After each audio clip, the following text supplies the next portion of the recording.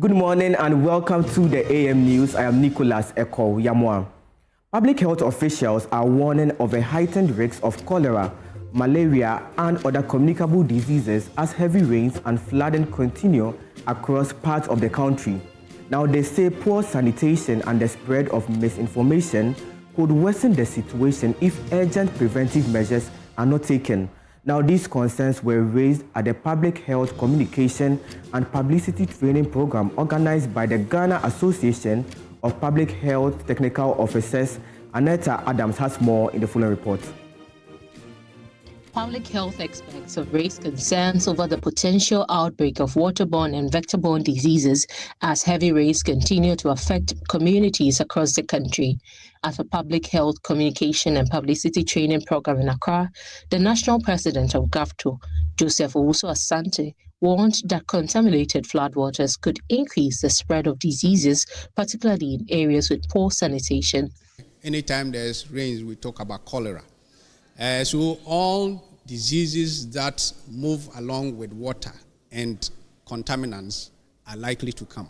Mr. Ashanti said disease surveillance officers remain on high alert, monitoring communities and points of entry to detect and respond quickly to potential outbreaks. All these diseases are the reason why we have disease control officers. They are more or less watchdogs in all the communities across the country, including the ports. District Director of Health Services for Kojo East, Angela Champoma, urged the public to maintain good hygiene and avoid exposure to contaminated water and food sources. The flooding is taking all over our country. Sewage and all other things, rubbish move from other end to the end. And that contaminates our food and water bodies. So when this happens, cholera outbreak and malaria will be on the high. She also cautioned against the spread of health misinformation, stressing the importance of relying on credible sources for public health information. The right message should come from we, the health workers. Health officials say improved sanitation, public awareness, and effective disease surveillance will be critical in preventing outbreaks during the rainy season. Anita Adams' report read to you.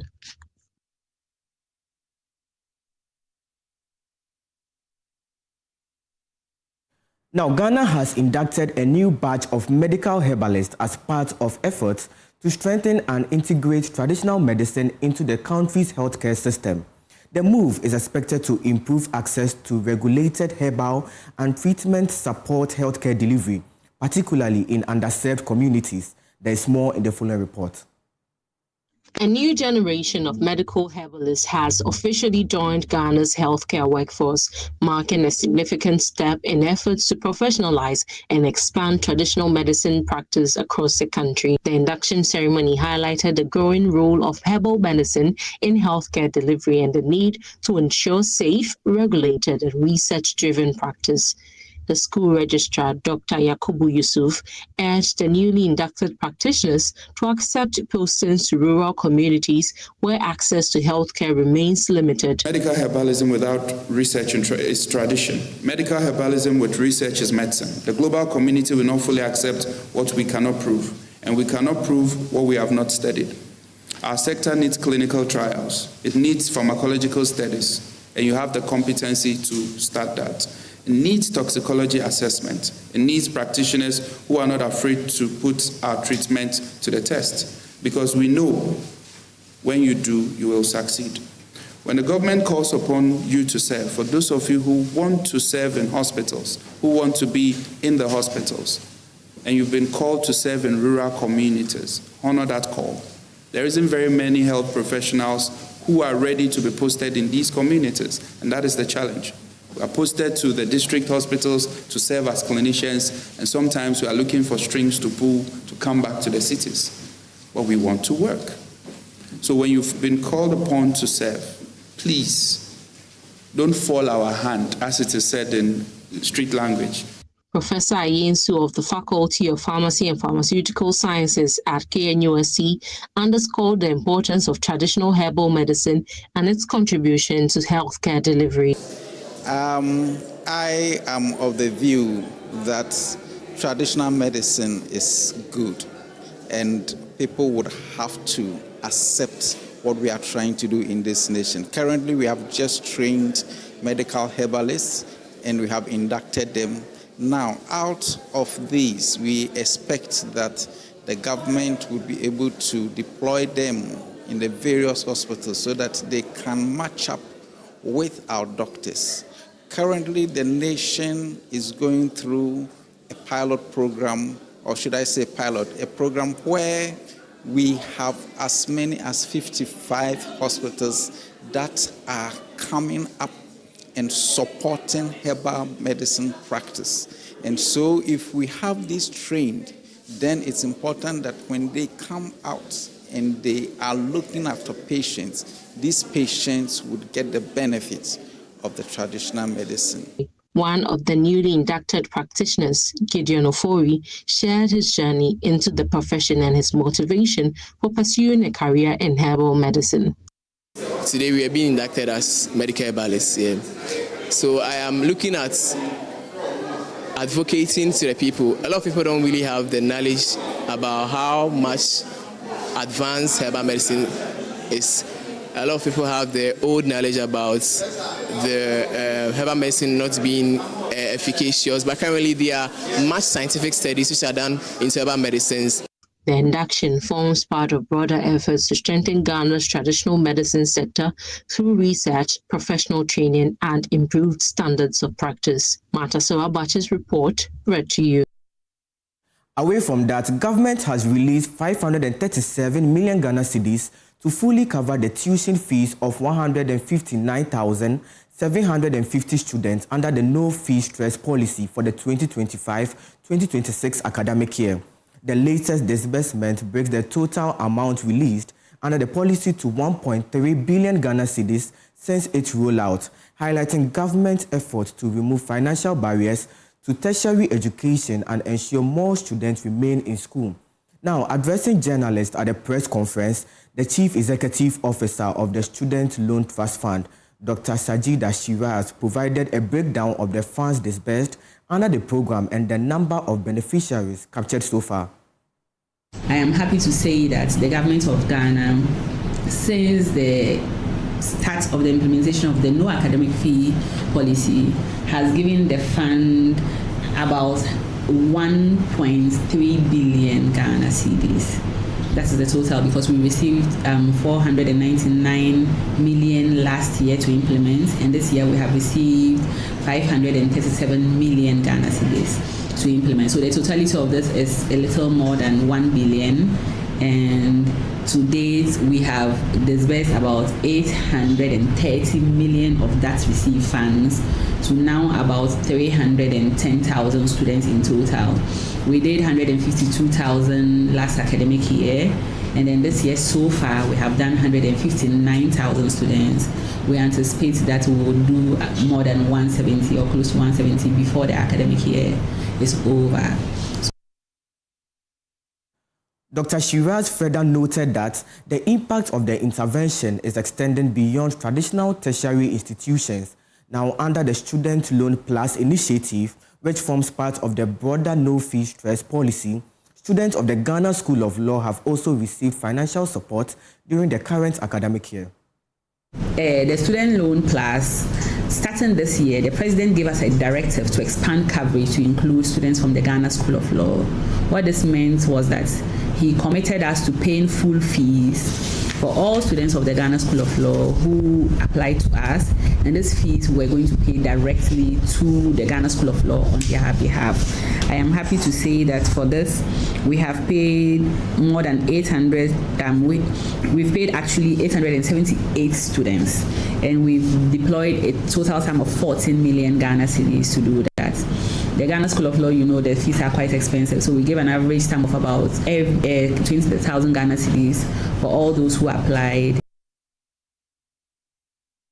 Now, away from that, Chief Justice Paul Bafuboni is calling for a robust accreditation and quality assurance measure to safeguard the integrity of the legal profession as Ghana moves to expand access to legal education by allowing accredited universities to offer professional law courses. Speaking at the colloquium on legal education reform in Accra, He stressed that the expansion of legal education under the Legal Education Reform Act 2026, Act 1170, must not come at the expense of professional standards. President John Mahama assented to the Legal Education Reform Bill 2025, effectively ending the 66-year monopoly of the Ghana School of Law on professional legal education. There is more in the following report. For more than 5 decades, Mr. James Mesabaini, affectionately known by many Cape Coasters simply For decades, professional legal education in Ghana was offered exclusively through the Ghana School of Law, a system that many argued restricted opportunities for thousands of qualified graduates seeking admission to the bar.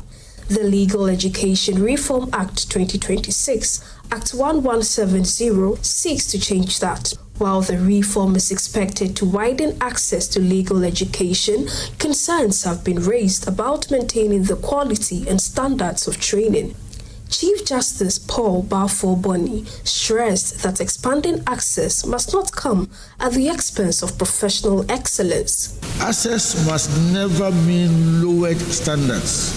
Act 1170 therefore establishes robust mechanisms for accreditation, quality assurance, curriculum standards, and regulatory oversights to ensure that excellence remains non-negotiable. Regulators must ensure accreditation processes are objective, transparent, and timely.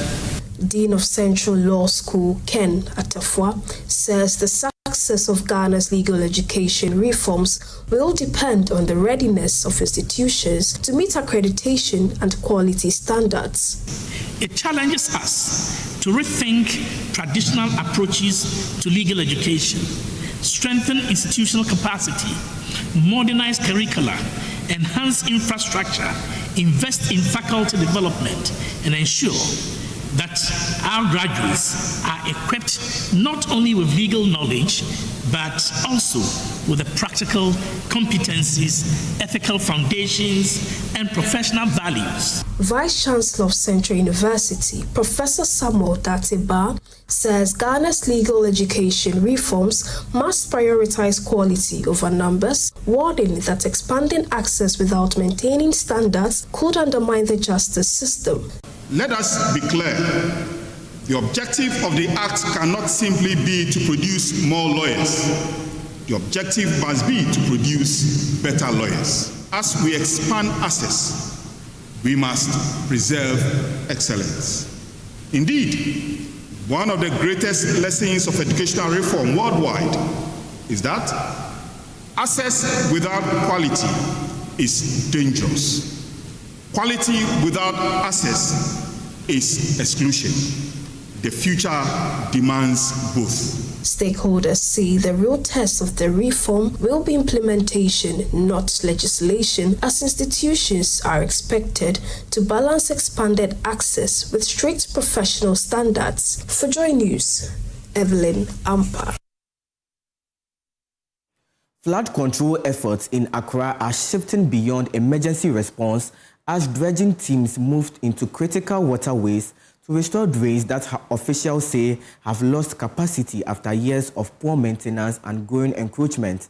My colleague Nam Moko has been following the exercise and has details in the following report. It's day 2 of the NADMO's flood control exercise in major parts of Accra, where we earlier visited Madina, Adenta, Malam Junction, and currently Aweja, where dredging especially is underway. NADMO officials are saying that the ongoing flood control works are part of efforts to reduce flooding risks as rainy season intensifies. So far, officials say they are dealing with heavy silt, plastic waste, and in some areas, encroachment on waterways which continues to restrict the free flow of water. Realize that the buffers that are supposed to be allowed for passage and equipment access in order to easily maintain these drains are not accessible because of the encroachment.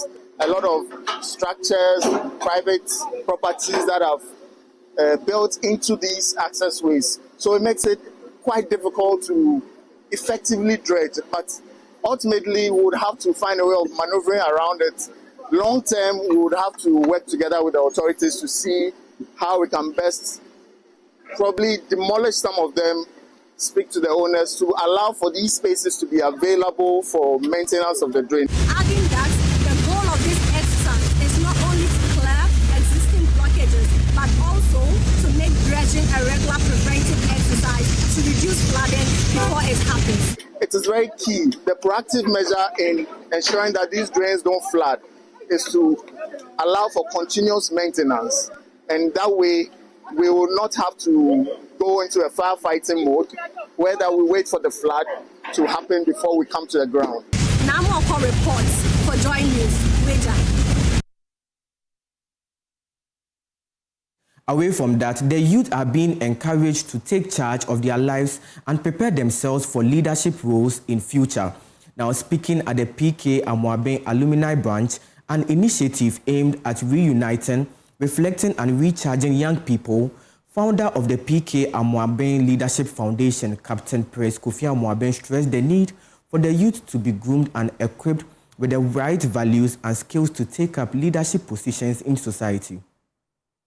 The idea about this leadership is that we need for Ghana, for Africa, leaders with a different mindset, with a revolutionized mindset, leaders who will think differently and change the paradigm, leaders who will have the right values and ethics, leaders who are talking about being a bit selfless and thinking about what they can do for the system instead of what they can get.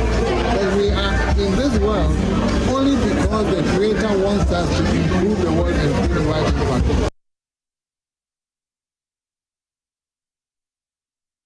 Also speaking at the event, CEO of Caveman Watchers, Anthony Jamefe, highlighted the importance of following due process and remaining law-abiding.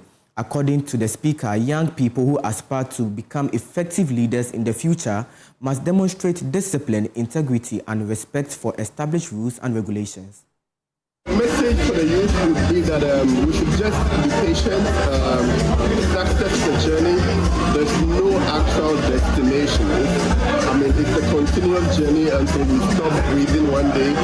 So we should have our mind on the bigger picture and not be in so much of a hurry to try to make it by cutting corners and all that. Just be content in what you have while you keep pursuing more. And please be patient, put in the work, and trust the process. And one day you will get to where you want to get to. But when you do get there, remind yourself that it is just the beginning of the journey. Through decades of dedication, consistency, and unwavering commitment to his profession, Mr. James Mensah-Baini has become a respected figure in Cape Coast media landscape and a symbol of resilience and hard work. Beyond his role as Ghana's longest-serving newspaper vendor, his story reflects the values of sacrifice, perseverance, and fatherhood, demonstrating how a father's enduring legacy is measured not only by what he provides, but the lives he aspires and shapes. As part of this year's Father's Day celebration, we spotlight the remarkable journey of Cape Coast newspaper icon James Mensah-Baini. Baini has been a familiar face on the streets of the city, delivering the day's headlines and connecting generations to information. At 54 years and counting in the newspaper business, Mr. Baini is regarded as Ghana's longest-serving newspaper vendor, a remarkable achievement in an era where digital media has transformed how people consume news. Reflecting on his journey, Mr. Baini says the newspaper business has been his source of livelihood, through which he has successfully raised his biological children and supported the upbringing of several foster children. I started papers about 54 years. Now, in fact, my because graphic for one award more than 5 times. Best selling every year Biana Meji. Papers is my family be Shema. Binum Wawa Bridge Nanzama. What papers was because of papers in the Wontumi was the core university in Nekaka. It be or to baby, make a fun. If you be if you are secure, make a fun. Moshana, my sister, a bush of war. abrochi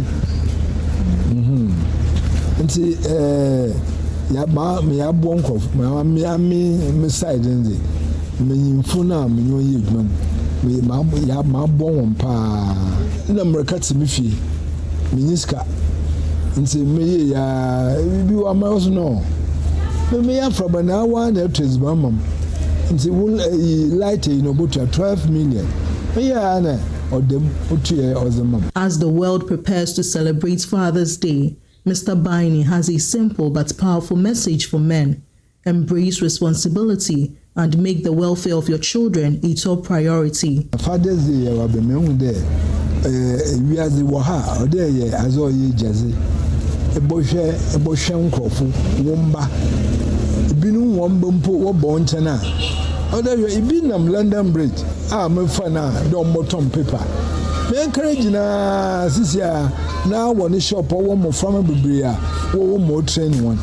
Nti said se bia bonchana mbo bia botum za bo no dey bo mo ye bi because what come more from a bibria sabio metu ma bo one from one work dem one papa nyim nti bia bo nyim dey bo no kwan bia because ni ma china aza impono botum wae bi oha moko force ama woman scholarship sisi our Canada no ontum ntwe school fees baba ya otua school fees na manma in our Canada nti mu de ode bia wo ho oye jaze. From Cape Coast, Abigail Lesson Nkrumah reports for Joy News.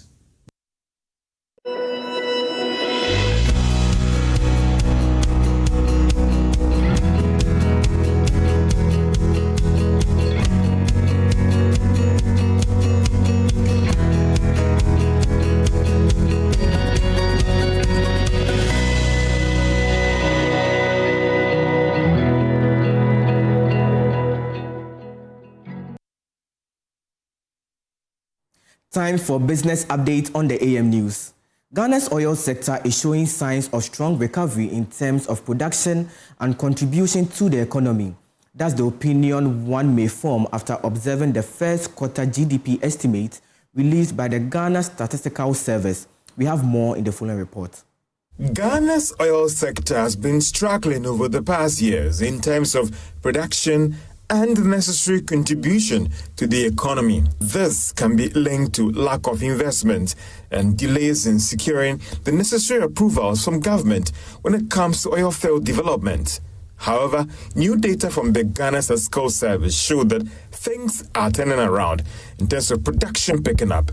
The data revealed that the oil and gas sector, which contracted by more than 16% in the last quarter of 2025, has grown by 7% for the first 3 months of this year. These developments played a significant role when it comes to the overall 6.9% that the industry sector posted from January to March this year. And the Finance Minister, Dr. Akufo-Addo, for instance, has revised the expected petroleum revenue from under $1 billion by end year to more than $1.5 billion. It is believed that this will also play a significant role in the minister's projection that the economy would expand by more than 6% by the end of this year. The Ghana Association of Microfinance Companies is pushing for a policy coordination team to unite all key financial sector institutions. Principal consultant at Potage Consult, David Aguda, says such a team would enable effective decision-making and cut confusion and dissatisfaction in the industry. He spoke at a roundtable discussion themed Reshaping Microfinance Sector Reform in Ghana, Balancing Stability, Inclusion and Growth. Advocating that a policy coordination team should be set up, and this would encompass all the associations. We have the Microfinance Association, that is GAMSI, we have GAMFIN, we have the Savings and Loans, we have MCAC, we have SUSU. So all these are well organized and well structured institutions. So if there's a representative from each of these institutions, And then from the Ministry of Finance, we cannot take out the Ministry of Finance in this whole conversation. And then the regulator, that's the Bank of Ghana. And the new entity Bank of Ghana is bringing up, which is the Apex Bank that will now regulate this whole space. If this group can be meeting regularly, at least on a monthly basis, to get real-time feedback on what is going on with the reforms that have been proposed, we believe that a lot of the issues that we came here to discuss today may be addressed in such a forum. And that's it for the business update and also the AM news on the AM show. I am Nicholas Eko Yamwa. Haruna Mubarak is standing by with the latest in sports.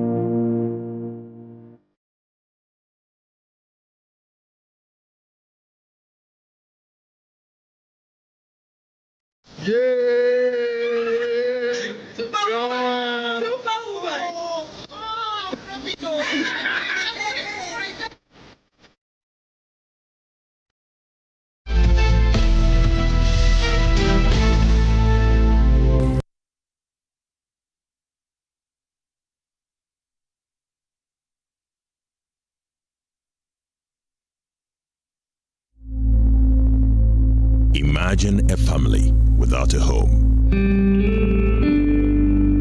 Imagine a song without a voice. Imagine a church without prayers. Imagine a government without citizens. Imagine democracy without journalists. Imagine a world without the media.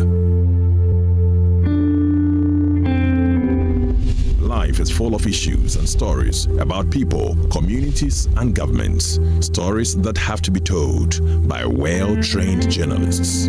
That's why you can't imagine news without Joy News.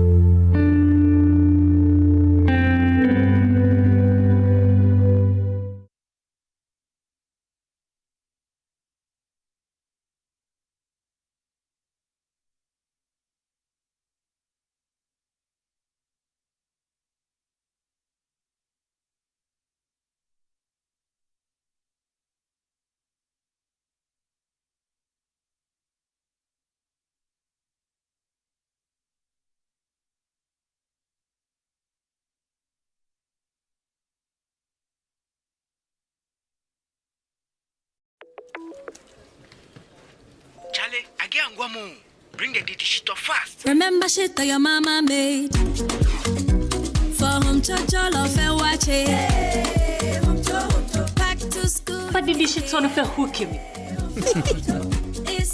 Enjoy homemade taste of Shito, always with Didi Shito. Carefully selected ingredients, no preservatives, no colorants. Didi Shito. If you do, this advert is FDA approved.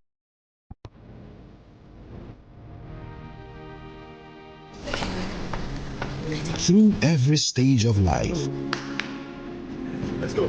Some things simply stay with us. The spirit of never giving up.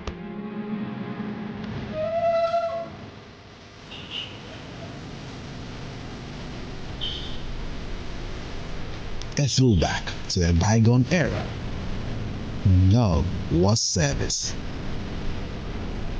The silent statement of love.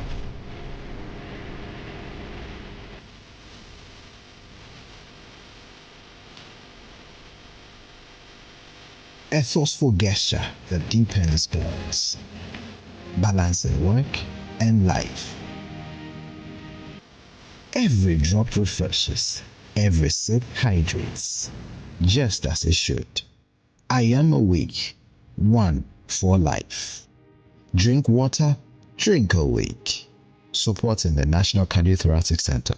This advert is... Now let me tell you why you should choose Safari Valley as your conference destination. The new conference building combines modern amenities with the tranquility of nature, providing the perfect backdrop for your next seminar and corporate retreat. The only conference destination with so many activities, you don't have to travel to visit your tennis club, the gym, or the stables. They have it all. Enjoy this rooftop viewing deck, basking in the sunlight with the sight of wild animals roaming freely in their natural habitat. At my break, I'm able to practice my putting. It's a unique experience that sparks creativity and rejuvenates the mind. Visit Safari Valley Eco Resort in Ghana, bringing you closer to nature.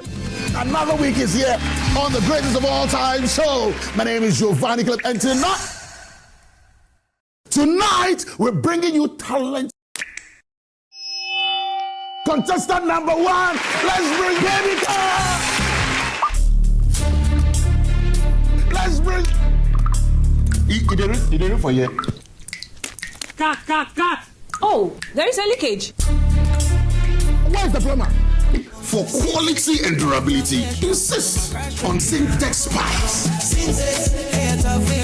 If you want quality, this be where you belong. Strong, tough, and reliable. Your perfect match to your trusted Syntex pipe. Syntex pipe, it dey carry water, no wahala. Syntex pipe, it dey make water dey flow. Syntex, and you're strong, and you're tough. Difficult balance for the American defense to deal with. And Asamoah has scored! A wonderful volley! The stadium is live! The fans are roaring and the excitement has officially kicked off. It's Gold Rush season at Ghana. This World Cup season, the match isn't just on the pitch. It's happening right in your home. Build your home stadium with world-class cinematic TVs, powerful sound bars, and home theaters, high-power speakers, laptops, tablets, and projectors for the ultimate streaming. Ghana is delivering unbeatable deals, not just discounts, but a chance to win 100-inch 4K smart TVs, mobile phones, laptops, and many more. Just purchase items 1,000 Ghana cedis and above, and automatically enter the raffle draw. Shop online at CompuGhana.com. Call on 0302-752020. Go Rush season, the ultimate football experience, only at CompuGhana.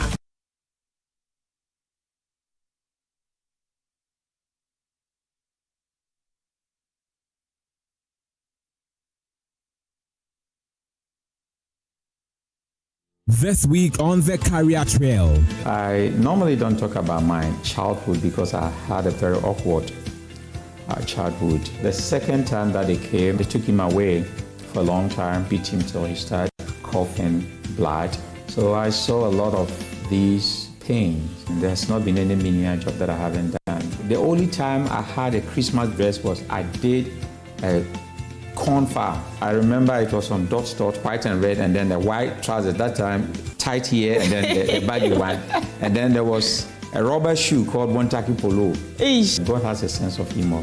when he has great things for you, he makes your beginning very humble.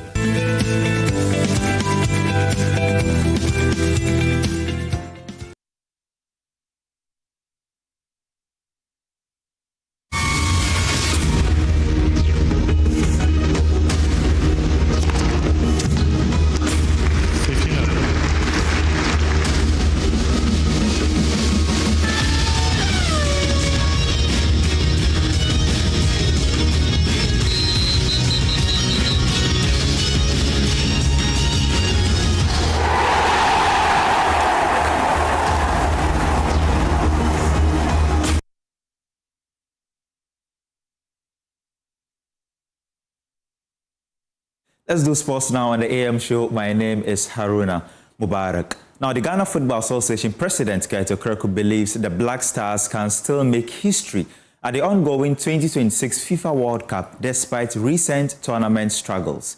Ghana have exited at the group stage in each of their last 3 major competitions, including the 2022 World Cup in Qatar. The current squad is also dealing with injury concerns surrounding key players like Alexander Jiku and Mohamed Kudus. However, Kurt insists the Black Stars are heading to the tournament to compete and not just make up the numbers. Make the best use of this unique opportunity that confronts all of us. I'm sure you heard the captain speak. You heard the head coach speak. The message from both of them is very loud and clear. The time is now.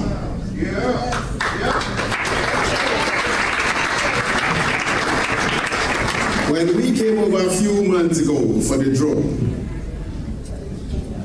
and we were fixed to play in Toronto, in Boston, and in Philadelphia, I said, God bless our homeland Ghana. And make our dear nation great and strong. We are home. We are home. And believe me, on the 17th of June, when these boys come out of the tunnel, you will hear the 12-man speak.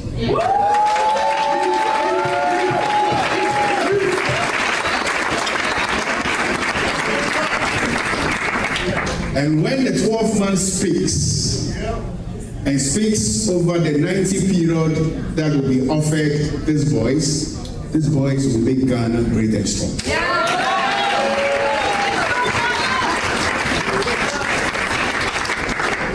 This is the second time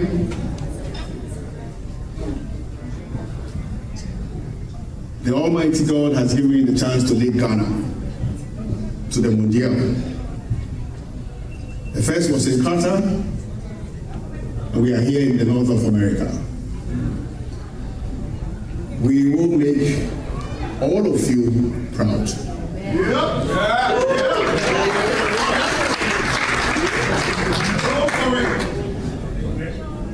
If somebody said to you that it's not possible, say to that fella, it is possible. If somebody said to you that Ghana had just come up here to make up the numbers, say to that person, Obwa.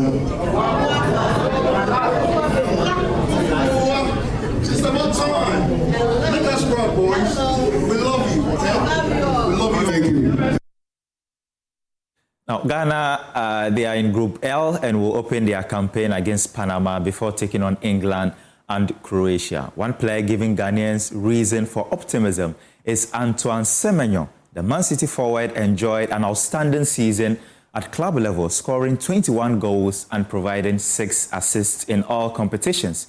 His performances have also earned praise from former Republic of Ireland captain Roy Keane and ex-England striker Ian Wright. Signing that, obviously at the time I was devastated, because you know that if he goes to City there's going to be a massive problem, and he showed that. Him and Gay, I think Gay as well was a magnificent signings, and they've done exactly what they needed to do. Unfortunately they didn't do it in the end, but you're talking about quality and where he's come from, and you look at his story as well at Semenya, how long it's taken to get there. I remember watching him at Bristol City now.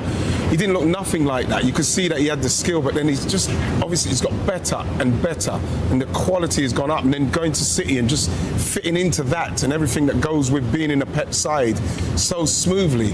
It just shows the quality of him and how good he is. Yeah, you always look at the attacking players, do they affect games? Yeah.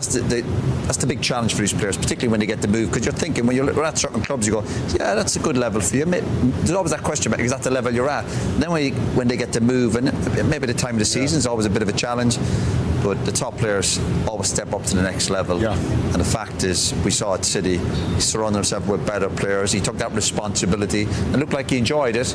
And he'll need to do that in the World Cup now with the teammates around him. He needs to step up, and it'd be no surprise if he does. And he scored. I remember we did the League Cup tie at Newcastle, the semi-final, and he scored, and it was one of his first games. And obviously scored the winning goal in the cup final. Yes. I mean, that's absolutely fun. You know, that's. And that was a bit of quality. Yeah, but that was a bit of quality. Yeah, quality goal. Yeah, he can affect in the games, having an impact.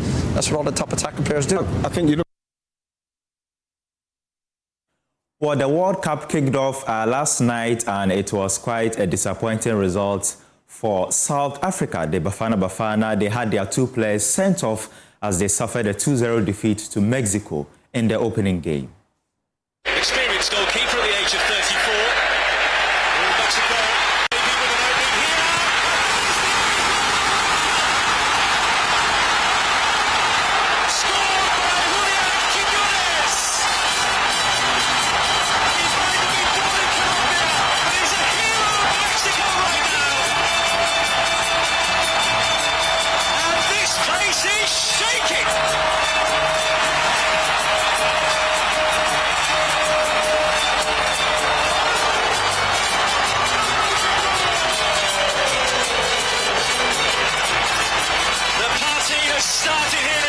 City. But you see actually where the goal comes from. They're in possession, South Africa. They're trying to play their way out from the back. It's a poor ball from Ronwen Williams. It's picked off by a brilliant press from the Mexicans. You know, Lira stepping in, being aggressive, getting Mexico back on the ball. And Quinones, he does the right thing really. He just puts his laces through the ball.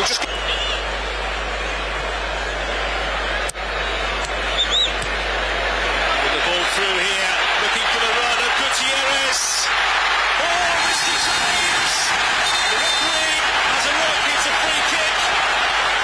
And the punishment here is going to be severe. It's a red card.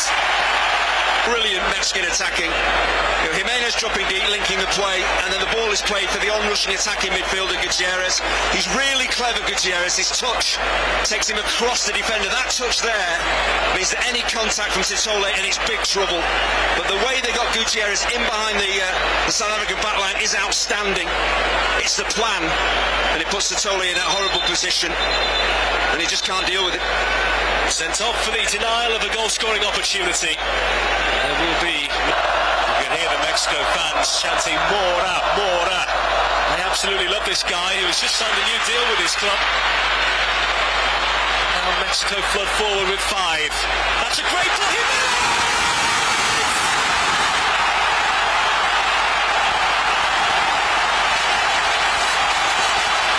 That should be the point in the bag. And already a big first step to qualification for Mexico.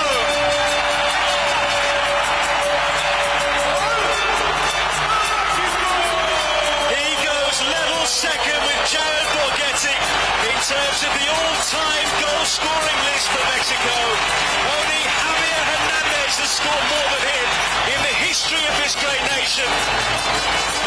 And that is classic Raul Jimenez, who makes it 2-0. Yeah, that should be game over. You know, when the ball is out wide, a cross is going to come into the box. As an experienced centre forward, what do? You get away from defenders, you get into attacking space to be picked out. It's exactly what Jimenez does, and then he has a little look at the goalkeeper. Do you go back across? You try and beat him at his near post. He just picks the right option.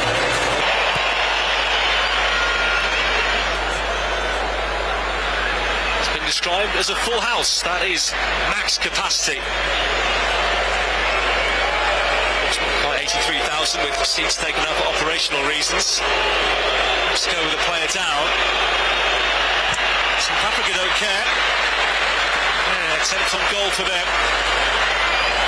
One that does much damage. Well, there's a collision on the edge of the box. Referee clearly felt it was accidental. That opened the space up for Apollos to get a strike in. It looked to me as if Swans actually runs into Alvarado there. Looked like a National record crowd was 119,000 when Mexico were beaten 2-0 by Brazil here back in 1968.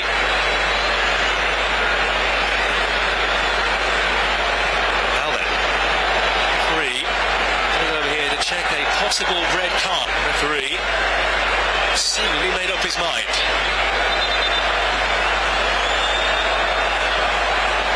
Will announce his decision to the crowd.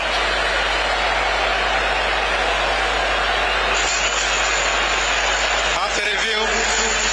Attacker number 11, Commissary Fabri, is starts directly the face the defender. Decision, direct free kick, red card. South Africa are down to 9. This is turning into a miserable day for Bafana Bafana. Well, looks completely nonplussed, but once you raise an arm... Well, my colleague Razak Musbao, he has been speaking to some fans about their reaction of the game at the residence of the Mexican embassy here in Ghana.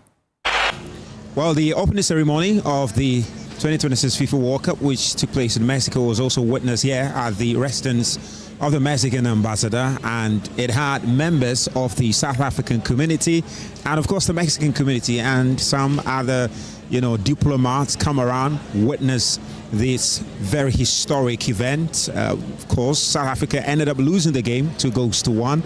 It was a very difficult start for one of Africa's teams in the competition. For the Mexicans, it's just the kind of start they needed to perform very well in this year's tournament. But in terms of the feedback from the South Africans, they remain cautiously optimistic about improving their performance as the competition unfolds, and hopeful that they can go ahead and make it to the knockout phase. They've got Serbia and Czech Republic in their subsequent game, and the fans, despite the disappointment of losing the game today, they're hopeful that the team can do well. They were supporting South Africa because we are Africa. It hasn't gone fantastic, but hey, no, it gets better. It is just a game, and yeah. You think you're going to recover? You got 2 more games in the group stage? We surely will recover. Yeah, we will recover. And even if we don't recover, it's not really just a game, but it is a game, and it brings us all together. Well, I think that they need to actually go back to the drawing board and really, football is very modern now, so I'm sure they have all of their analysts so they can see what the issues were and they correct them. Well, for the Mexicans and those who are supporting them, it's a remarkable start, and there is some pretty decent confidence that the team can go all the way. And in fact, that's something that the Mexican ambassador herself emphasized, that she's confident the team can make it all the way to the final. And even for some Ghanaians who also were here to watch the game, with most of them supporting Mexico, they are hopeful that the team can, make it all the way, even to the knockout phase, quarterfinals, even possibly the finals. Really excited because we're opening the World Cup again for 3rd time, and because Mexico played for 8th time in an opening match. And of course, because we won this match. And we are really happy because of all of our friends, all people-to-people connection. We could see this night that we came really together, and it is this competence about. Then tonight, the 1-2 goes to 0. How far do you think Mexico can go in the tournament? Oh, I think to the final. Why not? Yes, and I hope so. They'll qualify to the first round, though. Yeah, that's what I can see. So what about you? How far do you think Mexico can go in this tournament? So far till final. Really? Yeah. You have such high confidence. Yeah, look here. Look at it here. Yeah. Is it to the final to win it or to... And then we'll see from there. We'll see from there. Yeah. Well, around 2 a.m., South Korea, they had to come from behind to beat Czech Republic in their opening game of the tournament. Let's check out the highlights. Son picked up in the middle again. Jae-Sung Lee moves this forward. Son Heung-min saved! In attendance today, he was in Mexico City earlier today as well. Long throw, headed on, it's in!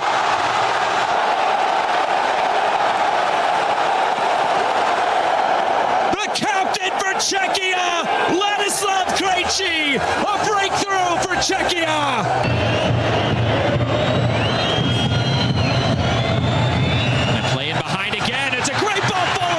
Chance, the shot is in!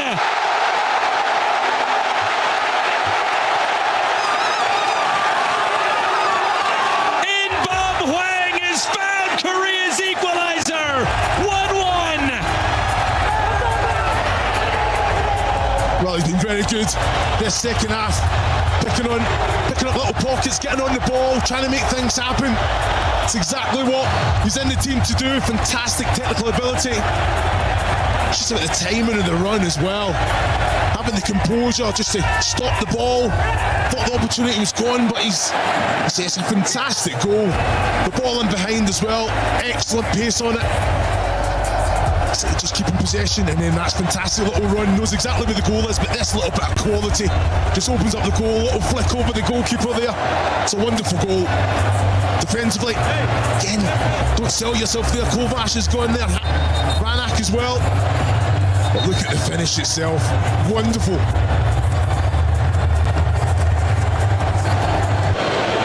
Referee stepping in momentarily, now ready to go.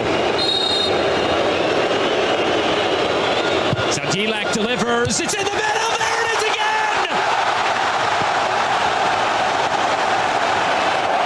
Set piece magic from Tomasz Socek, but the flag is up for offside. The referee stepped in before it was taken and warned the Czechia players, and now this goal disallowed. Yeah, and this is over the top. Hwang had continued that run. Always in the middle, and Addo scores!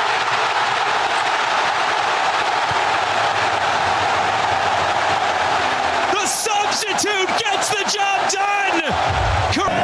Basically the same sequence in how Czechia scored their first goal. Sofal, long throw into the mix. It's loose and it's saved! Kim comes across. Back chances there and saved! Kim Sung-gyu going to ground, trying to keep alive. Konopek, it's cleared, and that's full time! Now, Bosnia-Herzegovina are playing in just their second World Cup with 40-year-old Edin Dzeko, the man charged with leading their young team. Dzeko, who is the third oldest outfield player in the tournament, hopes to make a mark for his country.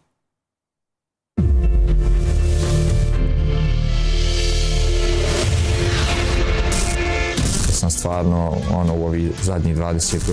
the past 20 years, I've played in a lot of these big games, but this was something truly unique. We knew we had a good chance in front of our own fans to make it to the World Cup.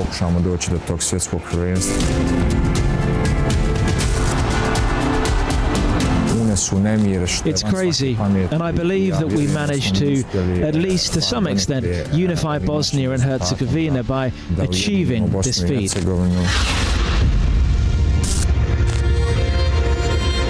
My childhood, just like the childhoods of all other children who were in Bosnia and Herzegovina during the war, was not an easy or a simple one by any means.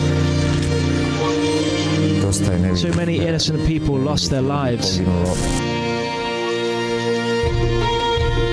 I can definitely say that that period has made us more resilient, and for that reason we love our country of Bosnia and Herzegovina even more and want to showcase our country to the world.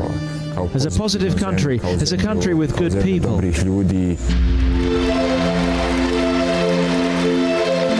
Many people from Bosnia and Herzegovina unfortunately left the country at the beginning of the war and later also during the war. Just a few days ago we played against Panama in St. Louis. There were almost 20,000 of our fans there. I think we're one of the few national teams to have such support throughout the world. I feel I have never had a bigger desire and motivation. I don't know if that comes with age or with the thought that it might be sadly over soon.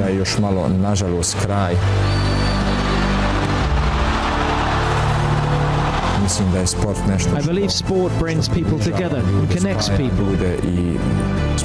Now we have the opportunity to represent our country on the biggest stage. I hope we fulfill the expectations.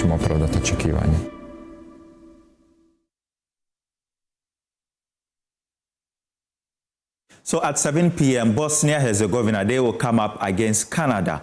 While at 1 a.m., we've got the United States of America, who will lock horns with Paraguay. That particular match will be live on the Joy Prime channel. That's how we wrap up the sports segment on the AM show. My name is Haruna Mubarak.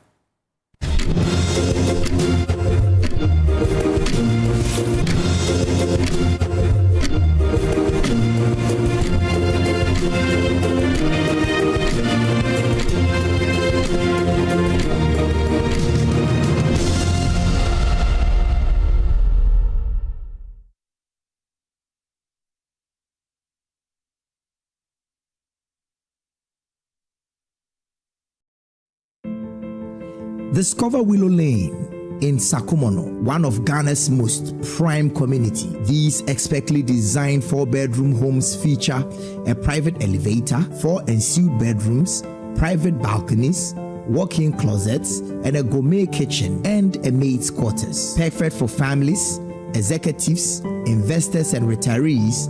Our community offers a swimming pool, playground, and 3-tier security for your peace of mind. Experience the ultimate in comfort, convenience, and community here at Willow Lane, Sakumon. Visit waylead.org or call 0240-111119 or 0308-040500 to book your tour today. Waylead, your trusted home builder.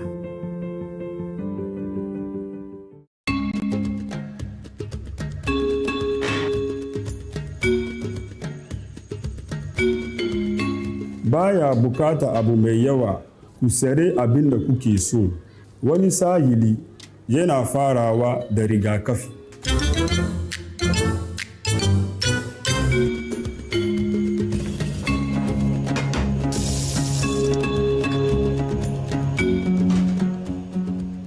Kulawa ba kowane lokaci yake da karfi ba, shine saurara, takasansan da yin ƙananan abubuwan da suka dace.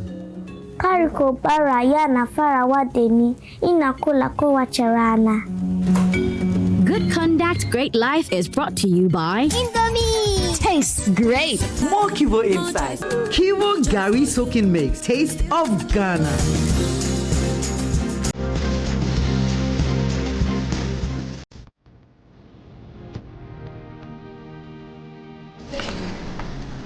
Through every stage of life, let's go. Some things simply stay with us. The spirit of never giving up.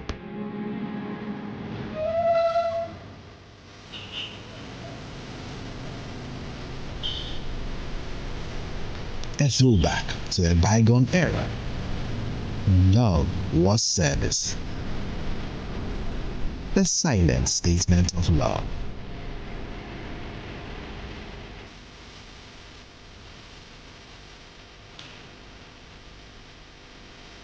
A forceful gesture that deepens bonds, balancing work and life. Every drop refreshes, every sip hydrates, just as it should. I am awake, one for life. Drink water, drink awake. supporting the National Cardiothoracic Center. This advert is... Now let me tell you why you should choose Safari Valley as your conference destination. The new conference building combines modern amenities with the tranquility of nature, providing the perfect backdrop for your next seminar and corporate retreat. The only conference destination with so many activities, you don't have to travel to visit your tennis club, the gym, or the stables. They have it all. Enjoy this rooftop viewing deck, basking in the sunlight with the sight of wild animals roaming freely in their natural habitat. At my break, I'm able to practice my putting. It's a unique experience that sparks creativity and rejuvenates the mind. Visit Safari Valley Eco Resort in Ghana, bringing you closer to nature.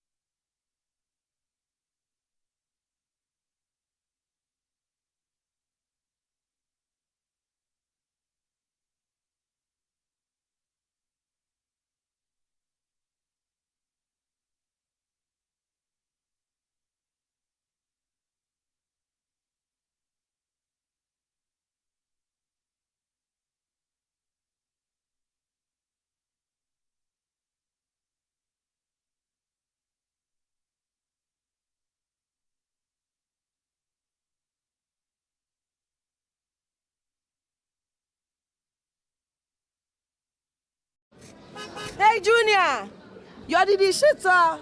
Remember shit that your mama made. For home Hey, Charlie, you bring home Joe. Nah, no bring home. So it's just a stop. To school with Kenke. It's here, come talk to them. Enjoy homemade taste of shito, always with Didi Shito. Stop taking all the shito now. Carefully selected ingredients, no preservatives, no colorants. Didi Shito, if you do need. This advert is FDA approved. We are on a journey to making home ownership a reality. See where we are heading to. Our development by Nestus Homes is thoughtfully designed with eco-friendliness in mind, creating a modern and sustainable living environment. We are pleased with the progress so far, with several customers already booking their units in this growing community.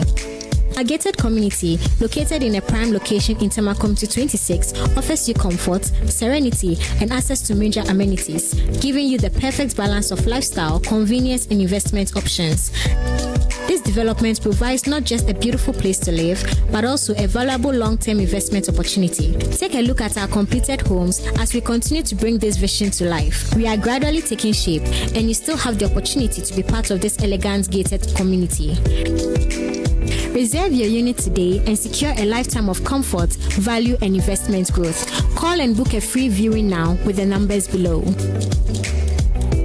Now let me tell you why you should choose Safari Valley as your conference destination. The new conference building combines modern amenities with the tranquility of nature, providing the perfect backdrop for your next seminar and corporate retreat. The only conference destination with so many activities, you don't have to travel to visit your tennis club, the gym, or the stables. They have it all. Enjoy this rooftop viewing deck, basking in the sunlight with the sight of wild animals roaming freely in their natural habitat. At my break, I'm able to practice my putting. It's a unique experience that sparks creativity and rejuvenates the mind. Visit Safari Valley Eco Resort in Ghana, bringing you closer to nature. Welcome to Sulas Enterprise, the shop that deals in industrial machinery such as generators, rice millers, water pumps, compressors, and mowers. From the smallest to the largest capacity, at Sulas Enterprise, we give you nothing but the best from the best brands such as Honda and Perkins. When it comes to our generators, we also sell mowers coming from brands like Honda, Briggs and Straton, and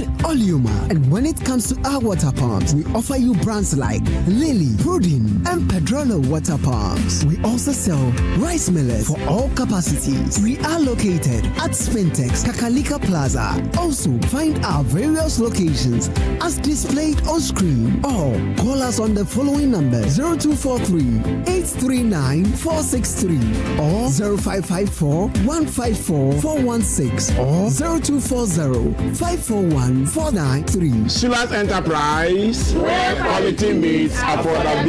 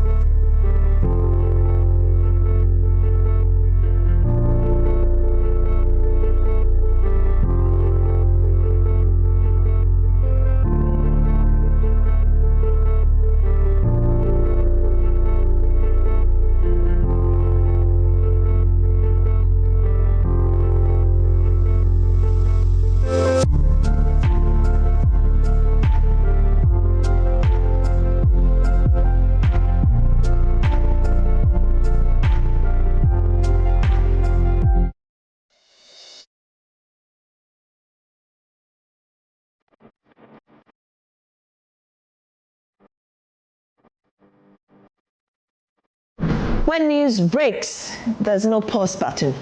With fast-moving developing stories, decisions are unfolding, and the nation is watching. This is News Desk, with a very fast and precise tone and attitude. 1 hour. The biggest stories, the clearest facts, politics, governance, security, the economy, not rumors, not speculation, but verified news. It's clear that the people wanted to change the will of the people of Bandai, but the Supreme Court has affirmed the will of the people. Backed by context, sharpened by analysis. Here, headlines are not enough. We go beyond the what to ask the why and the what next. Decision makers are questioned, policies are examined, and the facts are allowed to speak without fear, without favor. This is News Desk on Joy News. Independent, fearless, credible.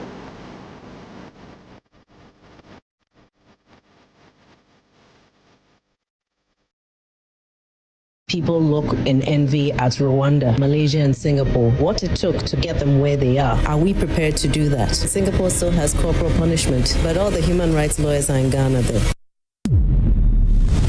When Akufo-Addo was in power, do you know how we hold in neck? But there is a new political party in power, a new sheriff in town. I will not be boxed into submission. No matter how much money you give to a poor mind, they will go back broke. If I have to sleep with somebody for my rent, sleep with somebody to get a car, sleep with somebody who's going to give me the dress, are you not tired? Neutrality about journalism is a fallacy. You cannot be a football fanatic and say that you are neither Kotoko or Hearts. Your mom is in the kitchen and you're like, I have rehearsal, so you won't help mommy cook. We're going to have an audacious sister who doesn't know how to cook. Wow. Talk, no, they cook rice. And when do children go to school and when don't children go to school? Yeah, bomba. It's the same classes. You don't always have to win when it comes to pageants or competitions. You don't always have to win. You don't always have to but win. You entered because you wanted to. Exactly. When I find somebody saying, my boss didn't like me, that's why I left. It's weird because we are constantly looking for very competent workers and we don't want them to leave. Where do you get this love to give? That's a very deep one. For some of us, we don't have anybody to confide in. So the next person is the wrong person.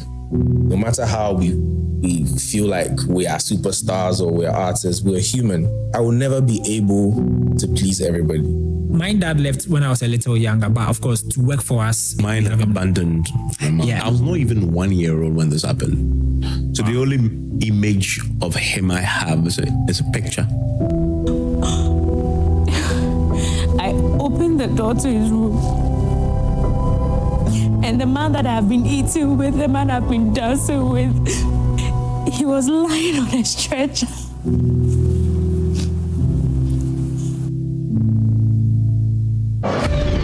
This Friday on Personality Profile, meet Professor Joseph Ofori-Dankwa, an Achimota old boy whose journey has taken him from Kotokroba to the halls of academia in the United States. I recall myself just a few years ago with Afro.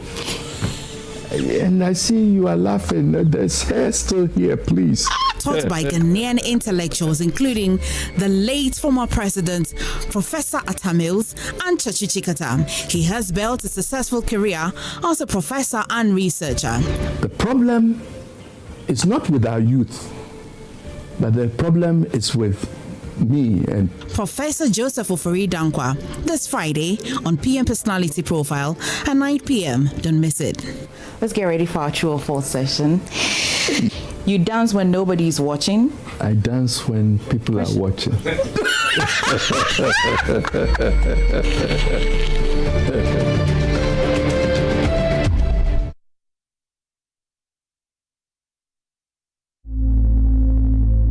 Imagine a family without a home.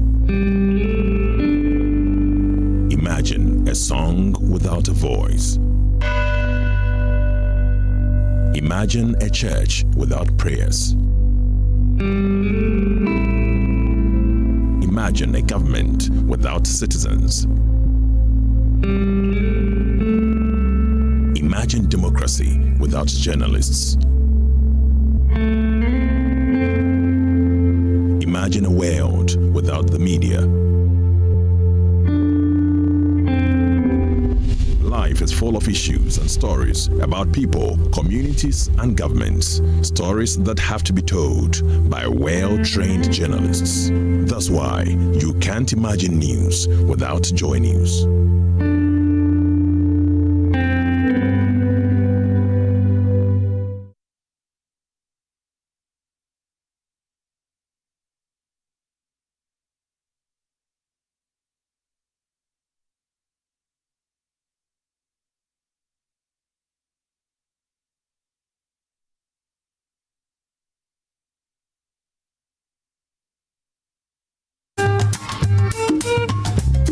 We were living in one of the pavilion behind.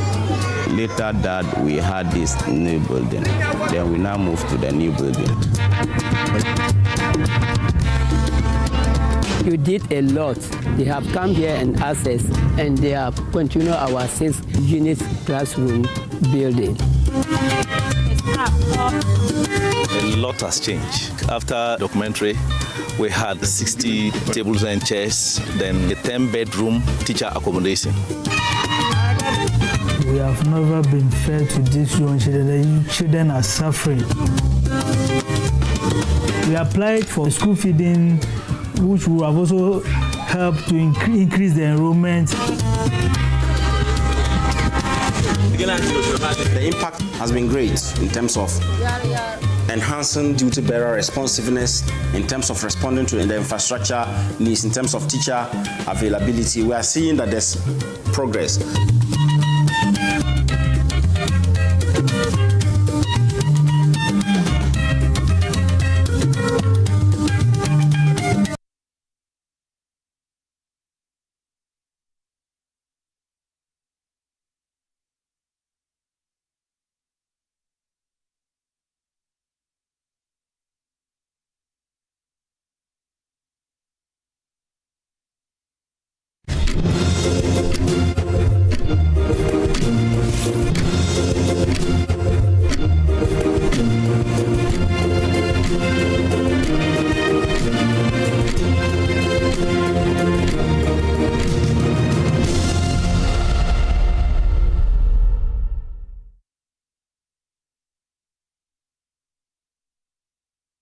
God, it's Friday. Thank you so much for choosing us. Week. Let's wrap it all up with another good Friday. Well, I've got my panelists ready. Let's discuss a lot of matters arising. Professor Isaac Boedi is Dean of the Accounting and Finance Department at the University of Professional Studies here in Accra. Andrew Appiah-Dankwa is Director of Legal and Constitutional Affairs at the United Party. He's a lawyer. Honorable David Vondi is MP for Chifu Eti Mokwa and board member of SIC. And George Ayisi is former Director of Communications at NADMO and a member of the NPP Communications team. Professor, Honorable Lawyer, gentlemen, thank you so much for joining me. Good morning. Good morning. Prof, I know that last week I took a lot of your time. And I remember I made note of it and said that this Friday, I definitely am going to have you start and then make up for all the time that I took away from you last week. How does that make you feel? Good? Oh, well, I do appreciate it. Thank you. Generosity. I think this is the first time you're doing this. First time she's been. This is the first time. I hope to have more. Prof, this will mean that you have to allow yourself to be cut so that next year, next week, you get the opportunity to start. But anyway, a lot has been happening. You know, last week we started the conversation about flooding and city planning, what previous governments have done and what they haven't done right and all of that. We'll pick up on that conversation. We cannot go past that visit by the Health Committee in Parliament, the minority members of the Health Committee in Parliament to the Aferi Military Hospital in the Ashanti region, demanding the operationalization of it. Yesterday, I started with our guests and I've been asking the question, is it a genuine request by the minority that they operationalize it, or it's just another, politics as usual, because going there doesn't really operationalize it? When we hear commission and operationalization, what does it really mean to the whole conversation about our health sector? We'll go into that one as well. And then another big matter, and I'm glad that we've got the lawyer here. You must have seen the plea bargain by Chairman Wontumi. And the fact that his lawyer as well says that he'll be withdrawing his services. He thinks that it is in the interest of his client. When we get to the legal aspect of it, we'll talk about it. And Prof, I'm happy that you're here because we'd like that you put some meaning to what it means for the economy to record a 6.4% growth in the first quarter. Would ask whether these figures really are translating to the plate of the ordinary Ghanaian. So by way of scope, this is what we're discussing this morning. And then it'll be okay for us to just pick up on where we started with the flooding. Because right after that, we have seen many more floodings. Yesterday, I spoke with the director of GMET and he told me that, well, finally, Ghanaians should believe their predictions because when they say it has been happening, we should get ready for more rains till about July ending before we start experiencing the dry season. This means that if you live in an area that is prone to flooding, you must expect more. It's good that George is here because here's what were they doing in the past? What was the response level like? And what's the current government not doing well? To at least flooding would always be with us, and how NADMO as well is hoping to curb it. But the institution of engineers have concerns. They have made some concerns because beyond the flooding as well, building collapse. So many of it, we've lost nearly 10 lives this year already. And so it also goes into the structural and architecture of our buildings here in the country. Prof, let me start with you. Let's start with the conversation of flooding. Well, good morning. And good morning to my colleagues as well. Yesterday, I don't know whether you watched the match.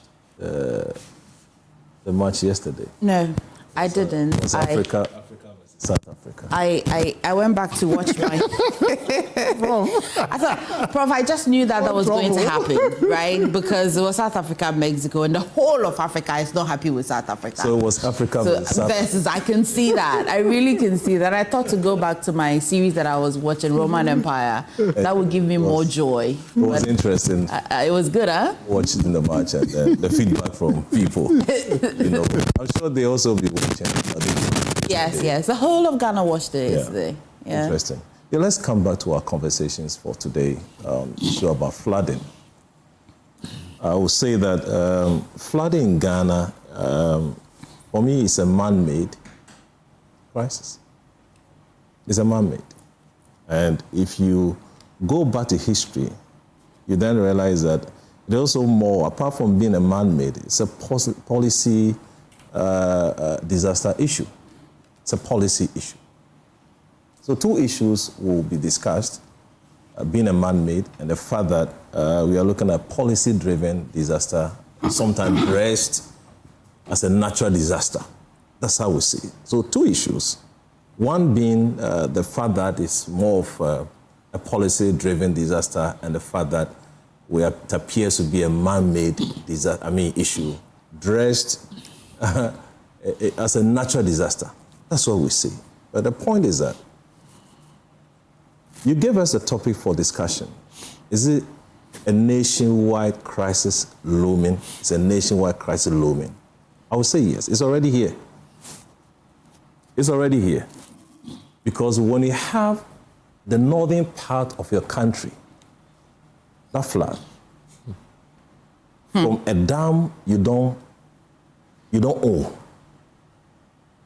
and the southern part, flat, from drains that you have refused to clear.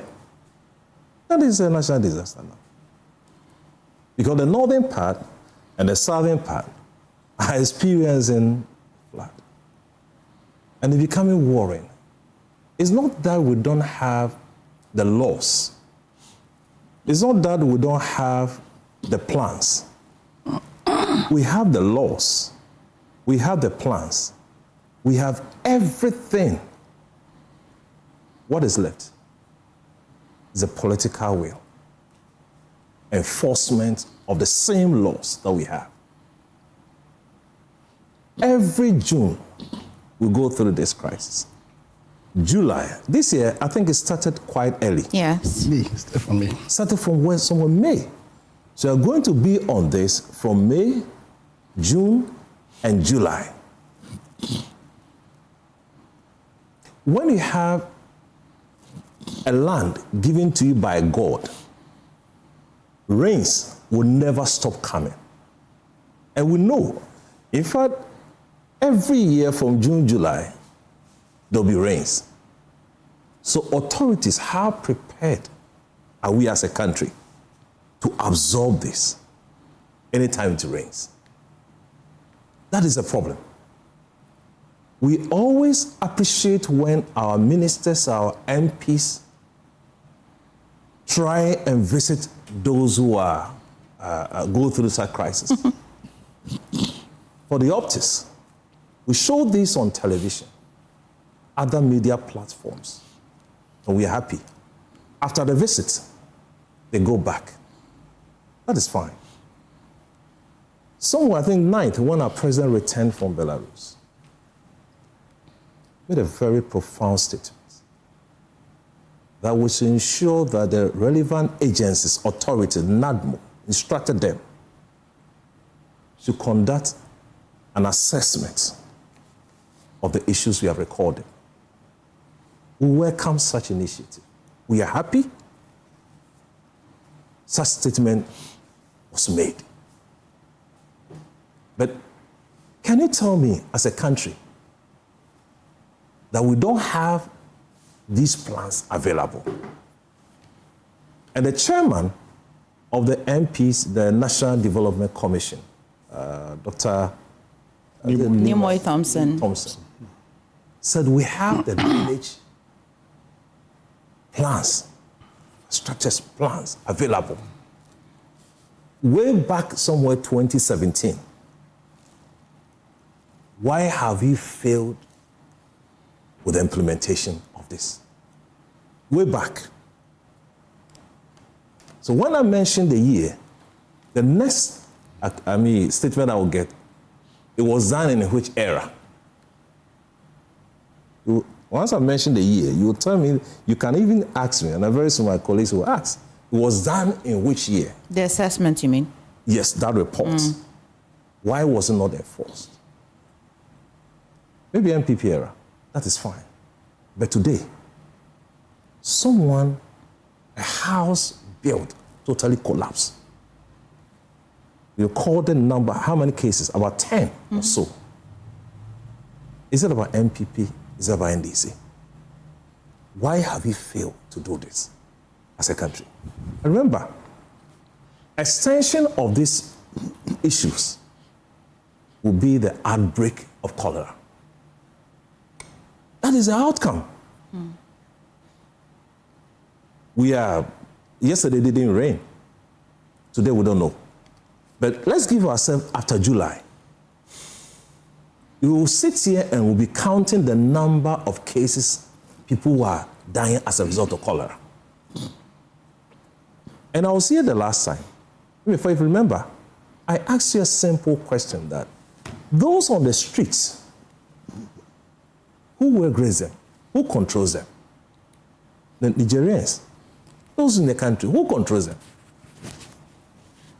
For me, if you want to ask me who is the Minister of Environment and Sanitation, I cannot even tell you. I don't even know the person. I don't know the person. Have you had any initiative from the minister? I don't know. I don't know him. But every month, we walk to the bank, we are paid. The MNDAs, who are supposed to enforce that all these unauthorized structures are brought down. At the end of the year, how do we assess all these municipal assembly authorities? The chief executives. What are their KPIs? When they are given the appointment, do they add their KPIs? If they do, then the one assessing them must be blamed. Prof, maybe because the minister who was in charge of the environment had passed, and so maybe we have a break in there. Or Honorable, do you have somebody else who's taking his responsibility? No, God bless his soul, by the way. Oh, he was the one. Yes, it's part of his. Okay. Someone is acting. There's somebody who's acting. Yeah. Because will it ever be the Natural same? Resource Minister. Someone is acting. It's acting. His work is big. And even with that, the district chief executives are there. Do you think this sits better under the local governance? Because there are structures within the same municipalities that are not authorized, but they are there. So I think this issue we are talking about, when we play the political game, will not end anywhere. You are losing lives. You are spending money. Look at how much NADMO we give to them in the budget. Huge sums of money given to NADMO. Why are we doing this to ourselves? So we will talk and talk and talk and talk and talk and talk. The next day, we'll come back. I don't know if you ask me, I don't have a solution to this problem. My issue is that I pay my taxes. At the end of the year, month, the government takes a portion of my revenue. So it reduces my disposable income. What is that taxman using my funds for? The taxman, how is he utilizing the fund he take away from my salary? And that's the conversation we all need to have. Prof, thank you for setting the tone. But before I come to NADMO, lawyer, lawyers are very noted for reading a lot of history and all of that. In 1960, I wasn't born, but I've come to read an old newspaper graphic. In fact, let me see if I can send it to my director to put so people see that I'm very much convinced I won't be able to solve this flooding matter, because Daily Graphic on Monday, April 18, 1960, reported when the rains came to Accra and how it was flooded. It was captured on the yes, newspaper. So I'm just going to send it. My director will just put it so that you know why I believe we'll not be able to solve this this problem. Yes, I don't think we can, because 1960 I wasn't born. My mother wasn't even born, and Accra was flooded. I don't think we'll be able to solve it. So let me wish your lovely viewers a good morning. Wish my colleague, Professor here, good morning. You see my very good friend and brother, good morning. And Honorable, a good morning. Emefa yourself, a good morning. For contrary to what you're saying, I think that the problem can be solved. I think that that 1960 flood article, what it does is just to give us an excuse for a radical and fundamental failure to deal with this, in my opinion, a problem that ought to be simple. I'm not too old. You understand? I was born in 1979. I've lived in Accra most parts of my life. And when I was growing up, the so-called 1960 flood, I don't remember experiencing seeing. When I was growing up, and I'm a proper Accra, I schooled here also. Where there was heavy rains, the flooding flashpoint areas were Alajo, Circle. Even at the time you were born? When I was growing up. When there was when we had heavy rains, and in those days we used to have really heavy rains. The flooding flashpoints in Accra, the Alajo, Circle, those were the flashpoints. We never had these widespread flooding. And that problem was solved when President Akufo led the construction of the storm drain. Okay. You understand? And so even in 2013, when we had that disaster, I recall, because I was in town, I was right at the center of it. I was in Circle, I drove through Alajo. And Alajo... Oh, you mean the June 3? 2015. Was 2016 or 2015? 2015. You mean the Circle one, yes. June 3? Yeah, that's 2015. I drove through, and Alajo didn't have any didn't have flooding. Yeah, because we had solved the problem there, and we shifted the problem to another place. No, we didn't shift. We didn't. So we solved that problem, because like I said, and you see, in those days, Accra hadn't expanded. Accra ended around the airport. Okay. You understand? Now, the reason I'm saying this is, they bring this article, all what this article serves is to give us an excuse for a radical failure. Because if the Alajo flood in those days wasn't what we are seeing, it wasn't. It was crazy, but we solved it. We solved it by way of engineering. So you see, what we are facing is a combination of a lot of problems. A combination of fundamental lack of investment in the infrastructure that ordinarily would deal with these flooding issues. Two, we are dealing with an indiscipline problem, fundamental lack of discipline. And for me, whether it's a lack of investment in infrastructure, whether it's a fundamental lack of discipline, it all boils down to political power. So we do politics here, we chase power. When we get the power, we are scared or afraid or lack the commitment to use that power. That's what it boils down to. Because you see, when you read our constitution and when you read constitutional philosophy, the thinking behind why we have a constitution, the human being is at the center of the constitution. Everything in the constitution, every power created in the constitution, every power distributed in the constitution has the focus of creating a system, a society, where the ultimate interest of the human being will best be served. So that if, in spite of the powers that has been created, even in spite of the constitution, we have a situation where every year, as you can predict, that around May, June, July, all of our lives will be placed or will be at peril. Then for me, we need to look at ourselves, those of us who are doing politics, whether you have power, because really all of us here, apart from Honorable, who, and even Honorable, his power is to make laws. He doesn't execute the laws. Yeah. You understand? Emefa, I consider you to be a politician also. So you are a journalist, but you're a politician. We are all politicians. I've been in opposition for since. You understand? But we all ought to look at ourselves.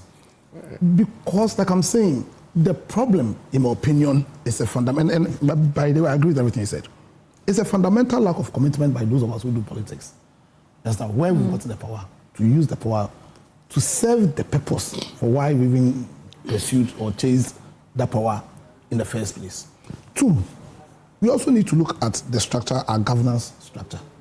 As you rightly said, this also exposes the lack of power that we've granted to our local government, because this is also an issue that can be done at the local government, or ought to be dealt with at the local government level. And really, in terms of proper power, would we say that our local governance system, our MCs, our DCs, have the real power or the resources available to deal with this issue? I know, and I'm saying, and they're also the commitments, because they have bylaws, they grant building permits, they control development within their jurisdiction. Because everybody will tell you that real development happens at the local level. Yeah. Real politics is done at the local level. You get the picture. So if you have a situation where at the local level, when they are issuing building permits, if they are unable to enforce building codes, because within the last week, we saw the issue of a building collapsing at Adeti, and then I think we then heard about the Avenue crisis. I think earlier in the year we heard about the new town building issue, and then the question I asked myself, what's happening? Is it a case that the people who granted our powers to even grant permits or determine first of all where buildings are placed, to the quality and standards of the, and because that's the essence of the building code. And like I said, the focus of all these is to protect the human being. You understand? But we take the power and then we sleep. We sleep completely. We sleep completely. We behave in a manner that is, for all intents and purposes, unfaithful to the Ghana agenda. Because we do not give power for giving power's sake. Listen, where people have built their houses in areas which have not been demarcated as being areas that should have buildings, we should not be afraid to clear those buildings. We should not be afraid to clear. Why do we even wait? Because a building is not like you're purchasing a shoe. Why do we even wait for people to use their resources, build and get to a point before we clear them? Because right now, where we are now, we have a situation where because of our fundamental negligence in using the power that the people of Ghana have granted us, we've created a problem. Yeah. You understand? And two, we also need to be proactive to ensure that in how we use the power going forward, these problems do not happen. So, you see, people have built in waterways. You understand? I don't want to apportion blame to anybody. But people have put up buildings in places where buildings are not supposed to be. Let's clear the buildings. Have you seen the video of the Malam overhead? You know, the drain as in choked. You know, there are some massive drains choked to the brim. Why? You go to what's called Ablekuma, West, but with those areas. And I was privileged to together with my brother Solonsu to have sat in a meeting called by the Ablekuma West MC. And I must praise the MC there for the seriousness he's placed in dealing with these flooding issues. So he called a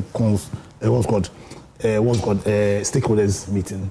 We were privileged to have been there, and that meeting came across because of the proactiveness of the chief of Dansuma, Nidanso. So he wrote to them, Nidanso wrote to the MC, the DC, about a 20-acre land in Dansuma, where they've said that they allowed that area to be used for bola, younger refugees and people for bola, about 20 acres. Now that bola sits at the center of the drainage structure there.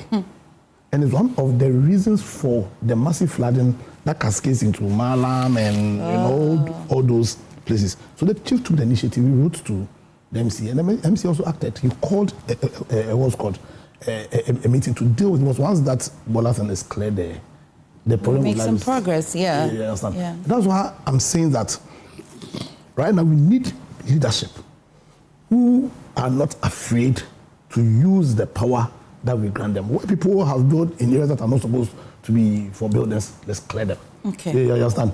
Let's enforce the building codes. Understand? Okay. Let's enforce the special planning, what's called. And beyond that, government needs to also invest serious money in the engineering works. Because in 2015, we lost over 150 lives. That's a combination of both the flooding and then the... Understand? I recall that 2019, we also lost about 10 lives, which caused government then to spend about 197 million at that time. They gave it to the Ministry of Sanitation. And later they gave them about 42 million. Another general... Garrett project. So why are we here? So I'm going to call on government now. They need to, if they have not already done that, we need a serious forensic audit. Yeah, we should have an audit because we've spent 197 over.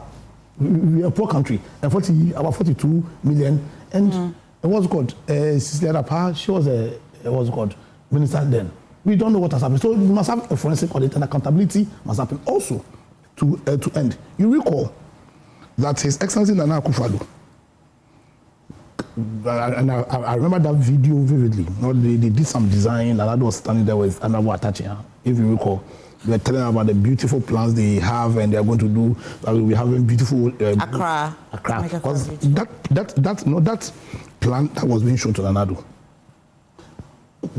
was also meant to also deal with these flooding issues. But there, it's a huge issue so far as what happened. So that plan that they were showing every now and then I see that they desilt it. Was it a scam? Every now and then they do. But did you see that video? That video was not about the Sultan. That was the Sultan. They gave 197 million to Zedapa and gave them $42 million also. You have not seen anything. The flood is just happening. You understand? We should do an audit. But beyond that, Emefa, you recall, because that was one of the videos or news that got me really excited. I don't know if you got that video. Why are you skipping George and going to Honorable? George will remember better. George remembers. But George, what is Apia Dankwa trying to say? No, please let me. You don't know. Okay. No, you see, George, he's my brother. He's your brother? Yeah, my very good brother, so he's like me. Okay. So George and myself, we were not in power house. So it's not everybody in PP that was in power. George was with Nadmo. But Nadmo is a post-disaster. I totally agree. But I'll be scathed if George didn't know what the president was saying, he would George wouldn't know. The president, when he had some shades, he has some beautiful shades. And then they were telling him, oh, we have boats here, we have this, we have that. And the president was just nodding. Was it the picture that was the problem? No, the video. And you see, is it a promise or the video? No, so they're telling Ghanaians, and it is the scam nature of the politics. And one episode. Scam. We can't, because it must end. Okay. Because you see, the bigger danger is if we don't take care, we will get to a point where the people, the sovereign, will lose confidence in the ability or the genuineness or the commitment of the politician. And yesterday I watched your show, a bit of it. Okay. About 43% of Ghanaians saying they seem to have appetites for military. And that's scary. That's scary. That's where we are getting to. But we say we'll get there because if you have a president who came in with a lot of trust, belief, wore beautiful shades, and to stand at the center of circle, they showed him and they were telling us. Does Mama to like shades or? In fact, not to bring confusion, His Excellency Addo went to stand there in shades, black shades, and we're telling him, we'll have this boat here, we'll have this here, we'll have this here, we'll have this here. He was nodding beautifully. And what would you rather have him do? But anyway, let me come to George. Yes. We are here and see the flats. That's why I said that. You saw the headline on graphics on the newspaper since 1960. No, but I'm saying that beyond it's an excuse of it. No, it's just an excuse because we've all lived housing. I'm not a small boy, and I'm saying that in Accra when we were growing up, the only flat was Alaje, and that was dealt with by Akufo. Okay, George, what has I mean, just the name NADMO suggests that it is more responsive, reactive than preventive. Would I be correct to say that? It encompasses all. We've got 3 stages of disaster management: the pre-disaster, the disaster, and the post-disaster. Well, what has been NADMO's challenge over the years? Is there a dedicated source of funding? Oh, that is one. That is a key. And then the actual responsibilities of NADMO, as far as the structural management of disaster in the country is concerned, is very key. You get it?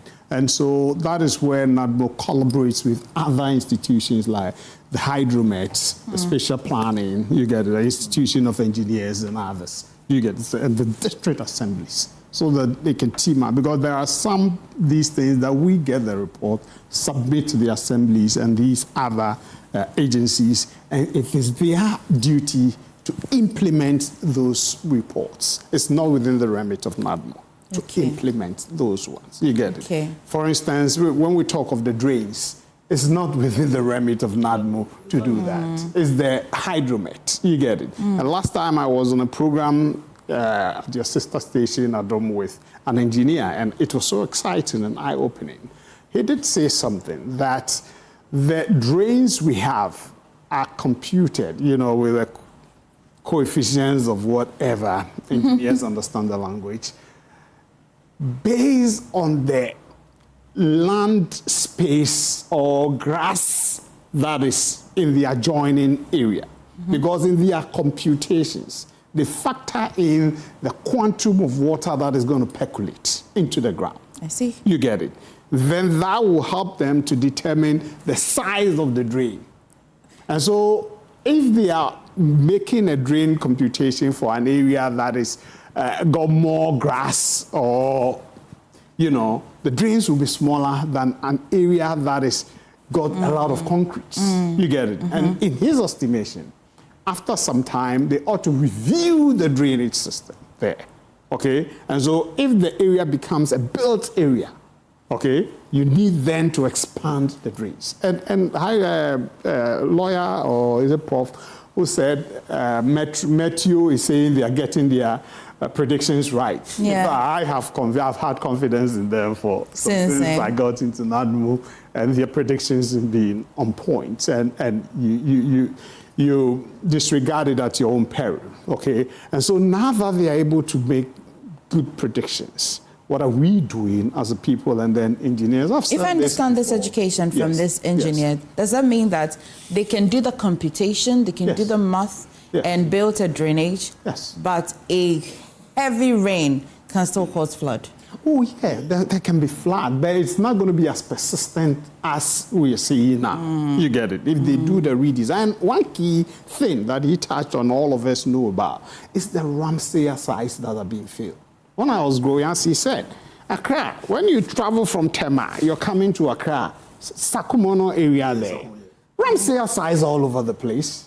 Okay, and then there are Denta, Nanakrom areas. You know, these places are places that when the floods come, the water go to collect, and then birds go to play, chirps and others. But we have a regional minister who is attempting to want to clear the Ramsey sites. That's a good thing. And we're fighting No, there will it. be resistance because of populations and others, but you must keep your focus. That should be the primary objective of the government. One key thing, June 3rd report, the disaster report, it's made fantastic recommendations, which recommendations include building water retention ponds from below the Ebri Hills all the way through to the Addo. You get it? And these are supposed to hold water for some time and then reduce the flood bedding on the Addo in the heavy rains. And after the rains are over, then gradual spillage is done so that the havoc caused. And these things were factored in the Garage project, okay? When he said President Kufuor's Alajo was something everybody knew. But it got to a point Alajo was not flooding until recently, you get it, because certain good steps were taken. So we need to relook at that and see how we can replicate them. I thought the Garage was supposed to have, you know, pushed those frontiers, you get it. And so, Emefa, I wouldn't want to agree with you that the flooding problems cannot be solved. Okay, because if you go into history, I've made these analogies severally in the United Maybe I Kingdom. should change the position and say that it can be solved, but we don't have the willpower to solve it. Our resources and commitment to it. You know, the political will must be there. Okay. You get it? The political will must be there. Because in the United Kingdom, the Thames River was giving UK such challenges until a certain prime minister decided to took a decision, challenge the institution of engineers in the UK. That, look, let's have a solution. I think the Ghanaian people spoke. They think that NPP couldn't do it. Yes. So they took the mandate and gave it to Honorable here. Now that I have Honorable here. Yes, yes. So, I like the fact that you say it's okay. Let's get some answers from yes, here. But before he come, if I conclude. So these ones are challenges that as a people we need to take up. And then there ought to be the resources. As far as NADMO is concerned, the previous government, President Mahama I, you get it, they passed the Act 927, you get it, which was good. And in that act, they've incorporated therein steady revenue source for NADMO. Okay. Okay, as common fund, 3% of the common fund. It's dedicated, but it's not enough. It's mostly administrative, and it doesn't factor capex. It would have been enough if we focus more on the preventive than the responses, right? Then that 3% would have been enough, right? It is, because you see sensitization of the people in flood-prone areas. Who should do this sensitization? NCC or you? NADMO has that. The mandate. You can collaborate with NCC. You can. They say they don't have money. You get it. So NADMO can then engage the community. We were doing those things, but because your budget is not that robust, you get it. Prof said NADMO gets good, but it's not. It's not enough, yeah. It's not enough, But when the emergency occurs, as he said, for the lenses, optics, you get it. Politicians, we want to be there, to be seen, to be doing some of these relief support for the people's welfare. We do that, you get it. We take whatever plus or minus there is to it. But before that time, what could we have done to have ameliorated the pain on the people? That is it. And the last one, Emefa, this building collapse and co. You remember the building code that was launched under President Akufo-Addo in collaboration with the Institution of Architects and all. That was very forward-looking. There's a big document that, has been developed to that effect. And that collaboration is there. Now, what is it that, when people are putting up structures? In fact, the NADMO Act 927 that I was talking, it's not being implemented, Emefa, because there's no LI for it. So Honorable is here. You know, we had a technical committee and they worked on that, submitted, you know, it's not been submitted to Parliament, but there's been back and forth parliamentary reviews and with the committee. You know, if it's concluded and accepted and submitted to Parliament, then if that LI is passed, then of course, the act then becomes implementable. Then all the contents therein can then be enforceable. You get it? Okay. So that Parliament can have that oversight responsibility of looking at how these things are implemented to the benefit. We need an ally for this 927. Yes, the ally. I've spoken about it severally till we left office. I pray, you know, we can still push other members of Parliament. You have mighty minority. Yes, yes. In fact, the Committee on Interior and Defense, you know, they directly oversee matters of NADMO. Okay. So we pray.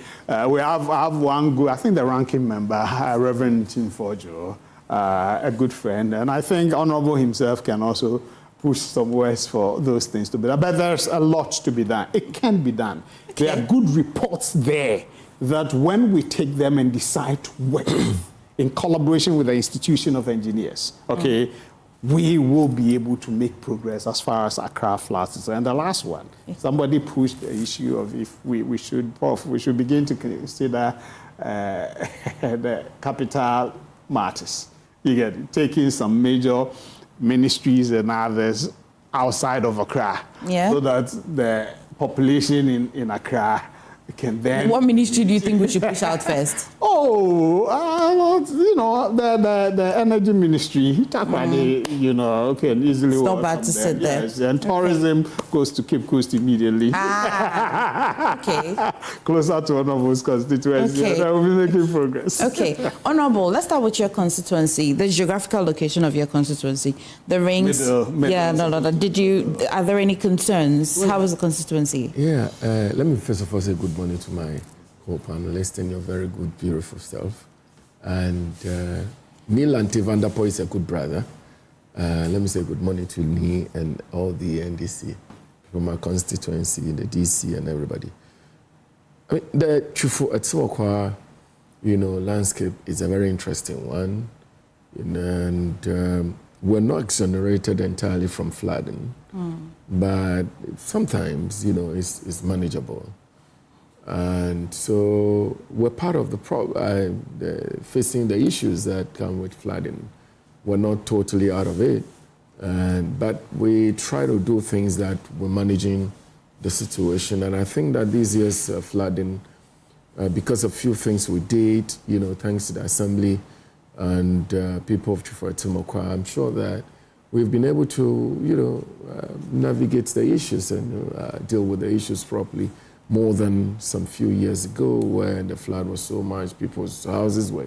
And you know, predominantly we are in the rural sector, and so you see mud houses, and you know, so the moment it flood, you see people's houses collapsing easily, people are being plunged into so many, you know, difficulties and all that. So, but this time around, I think that, you know, it's kind of quite, not a total solution, but we have been able to deal with it in a way. Okay. And the NADMO guy, you know, Kwekupra and his guys are really working. And we thank God for that. On this table, the other panelists seem to agree that we can solve the problem only if we have the will. We can't just leave the will to be hanging. I must be quick to add political will. Yeah. It's not just the will, right? Political will. Yes. But I like to think that President Mahama has... There's a message for lawyers. Actually, I've got a message for... Let me take that out. So, Akufo-Addo picture. There's a message for you. It says that in the video the UP rep is talking about, yes. Honorable Alan Chairman was just behind Nanado. So if he wants to know what happened to the project, in fact, he should please kindly ask his boss. Yes, I'm going to take my time. Is it the same message? Honorable Alan Chairman was the holder of fiscal policy. They should leave my time for me. Was not the holder of fiscal policy. The holder of fiscal policy was Nanado Mbawumia, and he wore his shades, and he looked there and he went, and then he said, oh,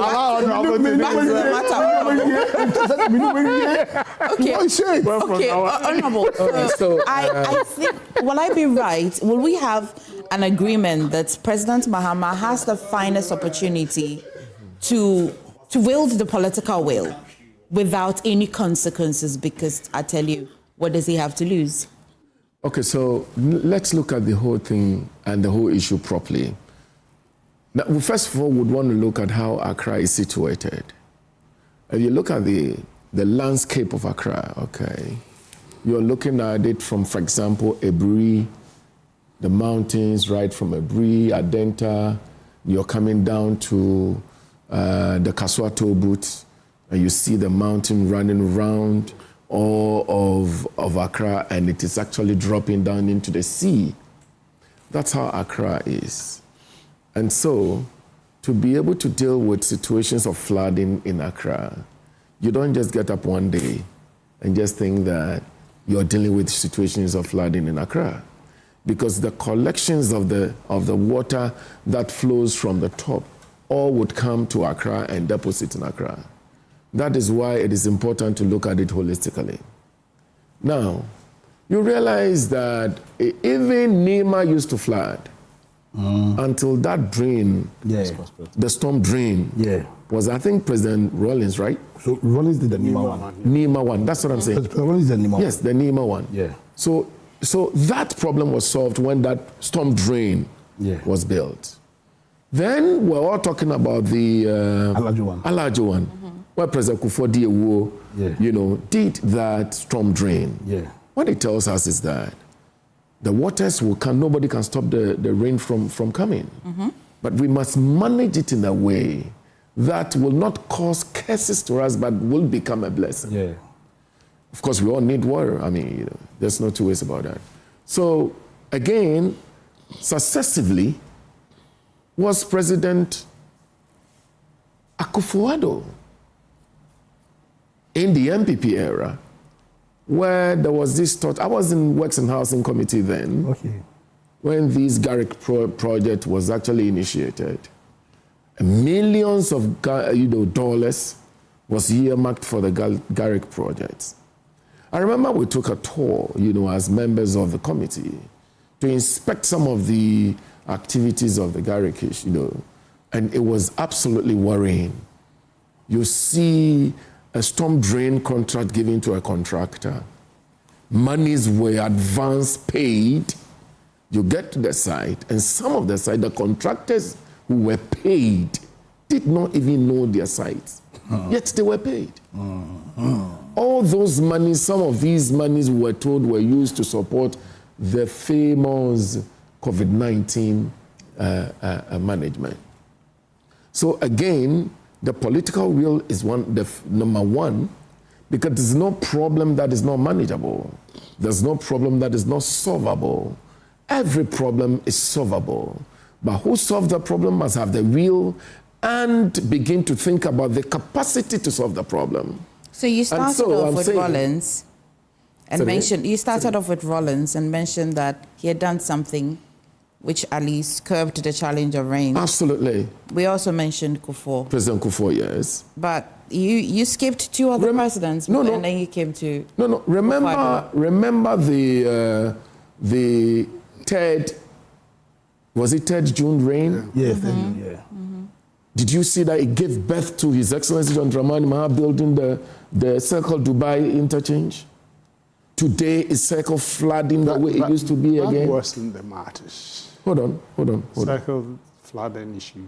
They didn't factor the flooding component in the fantastic, beautiful... So I am saying that at least there was some level of job that was done, which of course made it possible for Circle not to flood as massive as it used to be. And that is what I'm saying. Then you have a situation where, you've seen all these things and it is your turn to also do something. And you sink all these millions of dollars without doing anything. Then again, we would have a problem. So, the point I'm making is this. Confirming Exactly. I mean, so I mean, we all saw the video, so that's not a problem. We all saw the video. I mean, it's not a lie. To what end? So now the point is this. We now have to think as Ghanaians and deal with the matters because we're in government now. Yes, that's a government thing. So again, you cannot talk about today if you don't know where you're coming from, and that's why we need to mention where we're coming from. Today we're here. We've been here for less than maybe 1.5 years now. The rains are coming, we're doing demolition. But you see, the demolition, without clearing the debris, will not solve the problem. You understand my point? You see, the Ramsar sites, right? That the problems we all caused, the assemblies would allow building permits. Some of them allow building permits without even going to the site to see where the buildings are going to be constructed. You will see assembly members assemblies giving building permits just like that. You do not have infrastructure inspectory committee of the assemblies inspecting the infrastructures that are putting up. And so you see shoddy jobs all over the place. Story buildings are raised with very inferior goods, materials, and they are collapsing and are blocking, waterways and all that. Yes, we're demolition, but you cannot demolish and leave the debris there. If you demolish, you leave the debris there, you still block the ways of the water. And so the flood will still come. So it is a huge job. We need, first of all, equipment, for example, collapse the buildings, demolish the building, clear the debris from the Ramsar site, so we can have the water circulate properly. Do they know this? The government of the day, do they know this? Well, I'm sorry, I'm not the... So we have people who are taking responsibilities of this, and they are doing well. I see the Minister for Greater Accra, my own sister, doing very good job. It's a very difficult area. Is it? A very difficult area, okay? You see somebody who feel that... I'll tell you why. Individuals, okay? Individuals' your own people. Why? First of all, you have individuals who worked all their life.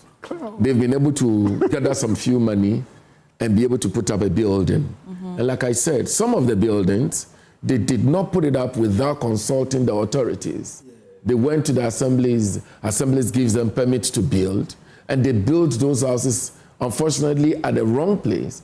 Then you get up in the morning, then you are told that what you've worked for more than 30 years, 40 years, to build a house, 3-bedroom, 4-bedroom house for yourself and your children. So whilst you're demolishing, so I'm should saying, you not be firing the person that gave the firing them do not give you a place to sleep anyway. No, I'm talking about whilst you're demolishing. Conversation, I'm saying that. While you're demolishing, because I didn't just get up to start building. And that is what I'm saying. Somebody gave me permits. And that is what I'm saying. It's a very difficult area. The person who gave the permits then lives freely. Never mind. It's a very... I would mind. Hold on. I would mind. Hold on. I'm saying... I'm saying that, yes, you can take the one who gave you the permit to the court. You can fire the person. You can do anything, jail the person. But the individuals whose houses are demolished... that will not really solve a problem. I see. So what I'm trying to say, Honorable, is a very difficult area. You see that particular area we're going to demolish? Yes. The person who gave the permits for that building to start still exists. Yes. You demolish it, you'd give the permit to another person, we'll have a new regional minister, demolition. So the cycle stops where? So again, like I said, it's a very difficult area. And so... I think that demolishing is difficult. Hold on. But the person who gives the permission... If you allow me to end the sentence, the submission, you'll be fine. It's a very difficult area for our sister, the regional minister. And I've seen successive regional ministers who did so well. One of them is Henry Korte, who also tried to manage, issues about unauthorized structures and demolishing and all that. You are not going to get it easy because you are taking people's properties out.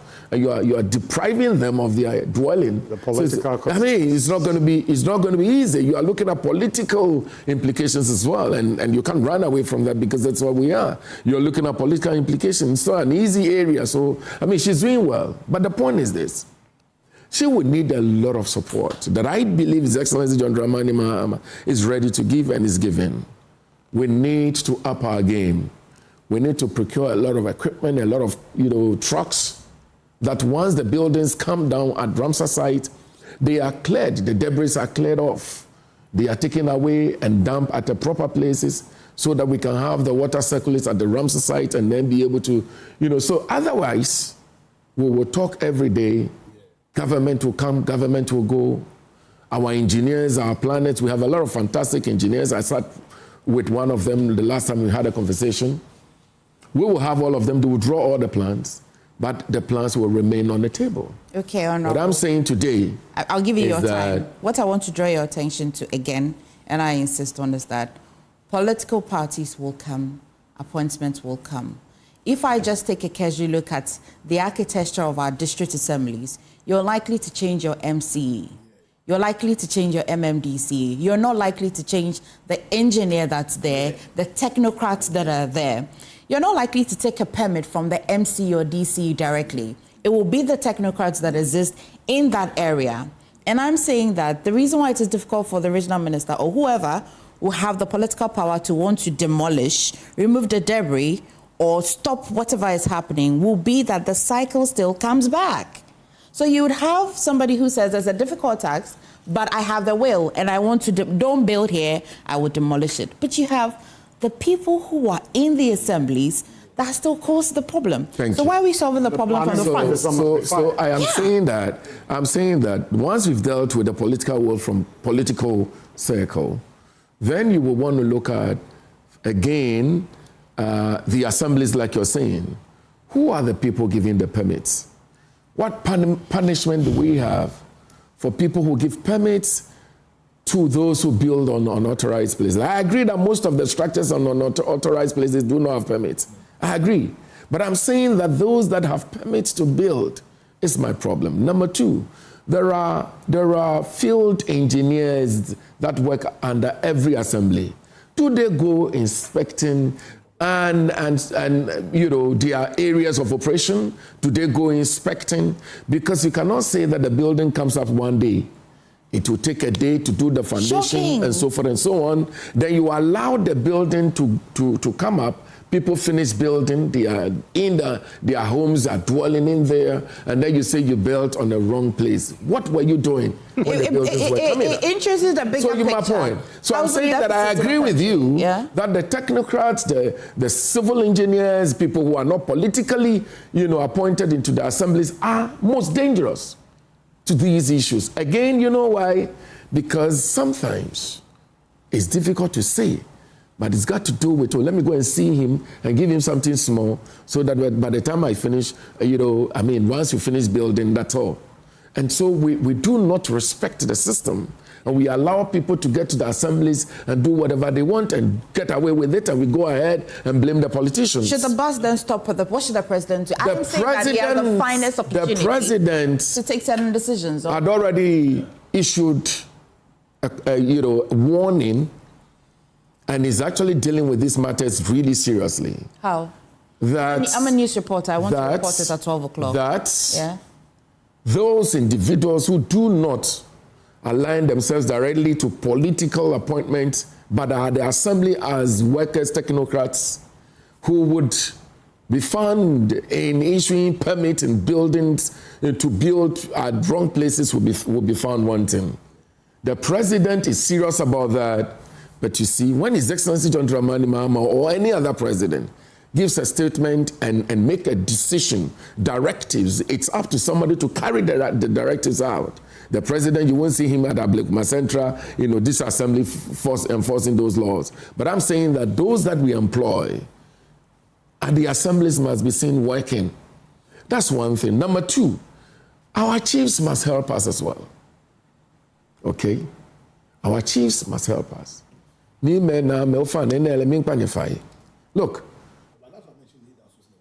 yes, you see some of them, they will finish selling the land and then they will sell the Ramsar sites as well.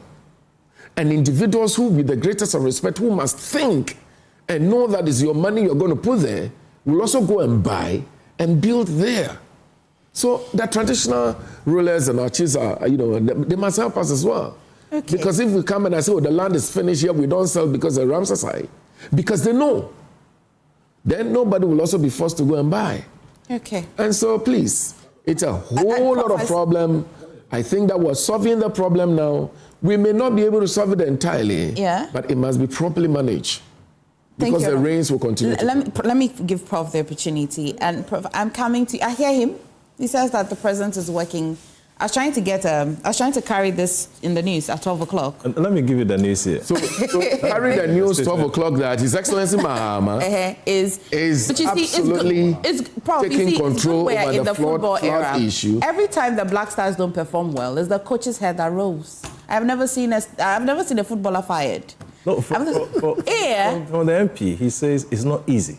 You see, that's the thing. The fight is not, he said that. I agree. And once he tells it's not easy, what solution do you want again? Let's just say... Now, let's read the president's statement from here. You say you want the news. Yes.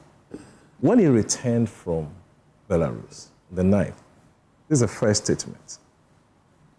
Prepare a comprehensive flood assessment report to identify flood-prone areas, blocked waterways, guide both immediate and long-term measures. He also warned, which MP said, like I said, that illegal constructions and poor environmental practices are aggravating the crisis. He called for strict enforcement of planning regulations. Haven't you heard this before? Of course I have. But what else could let me go to the MC. George, this report, do we not have a report we can present to the president? What else could the president have said? You mentioned monumental achievement of previous administrations. Fantastic. President Rawlings. Nima. Yeah, President Akufo-Addo. Now. No, President Mahama. Dubai. And he said, Dubai. And I told you the engineer consultant. I'm sorry. Well, I'm sorry. So if you want a story. Contribution. We are just quoting. No, we are just quoting. We have, Nima said, we have. But again, I'm sure that you know that this development has really solved some level of problem. What would this statement do? But and I'm asking George, Fernando, you must have done a lot of reports. No, yes. Yeah. We have all the reports. You don't expect the president to come and keep quiet and give no directives. President must again, I agree with you. KPIs. Enforcement, we are doing. The president is not yet out of office. Who inspect the KPIs? So wait and see what the president will do again. We've seen him done something. People are dying. So wait and see what the president will do again. The floods are consuming us. Okay. So please, I mean, you don't say the president what he said. Yes, I agree with you, but the enforcement will come after a statement. Without statement, without policy. I think you should rather commend Prof for bringing the exact statement of the president. So if you say that he only said something without enforcement, the enforcement will come after the statement. If it's not enforced, then what? I mean, we cannot say if. You cannot predict what is had not come. Every time you give a you cannot say what has not come. The same process. No, but Prof, you are a lecturer. If you asked me and I provided this without any consequences, you said that strict enforcement must be what? The president says complain about enforcement. Enforcement. What must I do? Of course. I'm saying that. Of course, the laws to deal with. This man here worked with NADMO, and I saw a hand from he can also. Lawyer, I'll come to you. This one here worked with NADMO, and he's assuring you that this report that the president is asking for, there's been many of it.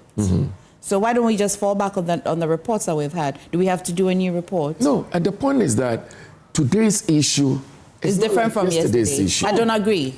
Prof, do you agree that today's flood is different from yesterday's flood? Yes. The end product that people are killing. And I will explain. The end product. If you give me the point, I'll explain. If you give me the chance, I will explain. Please I'll give you the time. Listen, we all know that the Ramsar sites that have been felt with so many houses today were not like yesterday when we were talking about it's only a large that we saw some time ago. Yeah. So today's issues is definitely different from yesterday's issue. No, but honorable. But the solution to the successive government that the successive government provides in dealing with these matters are the things we're talking about. Here we are now. What do we do to take care of the issues now? That's what is important. And that's why I'm saying that we cannot run away from the fact that the rains will continue to come.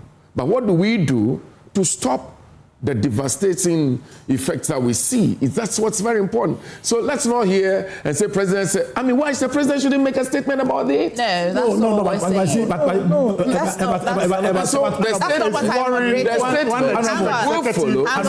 If there's any confusion on what I'm moderating, let me reiterate what I'm moderating.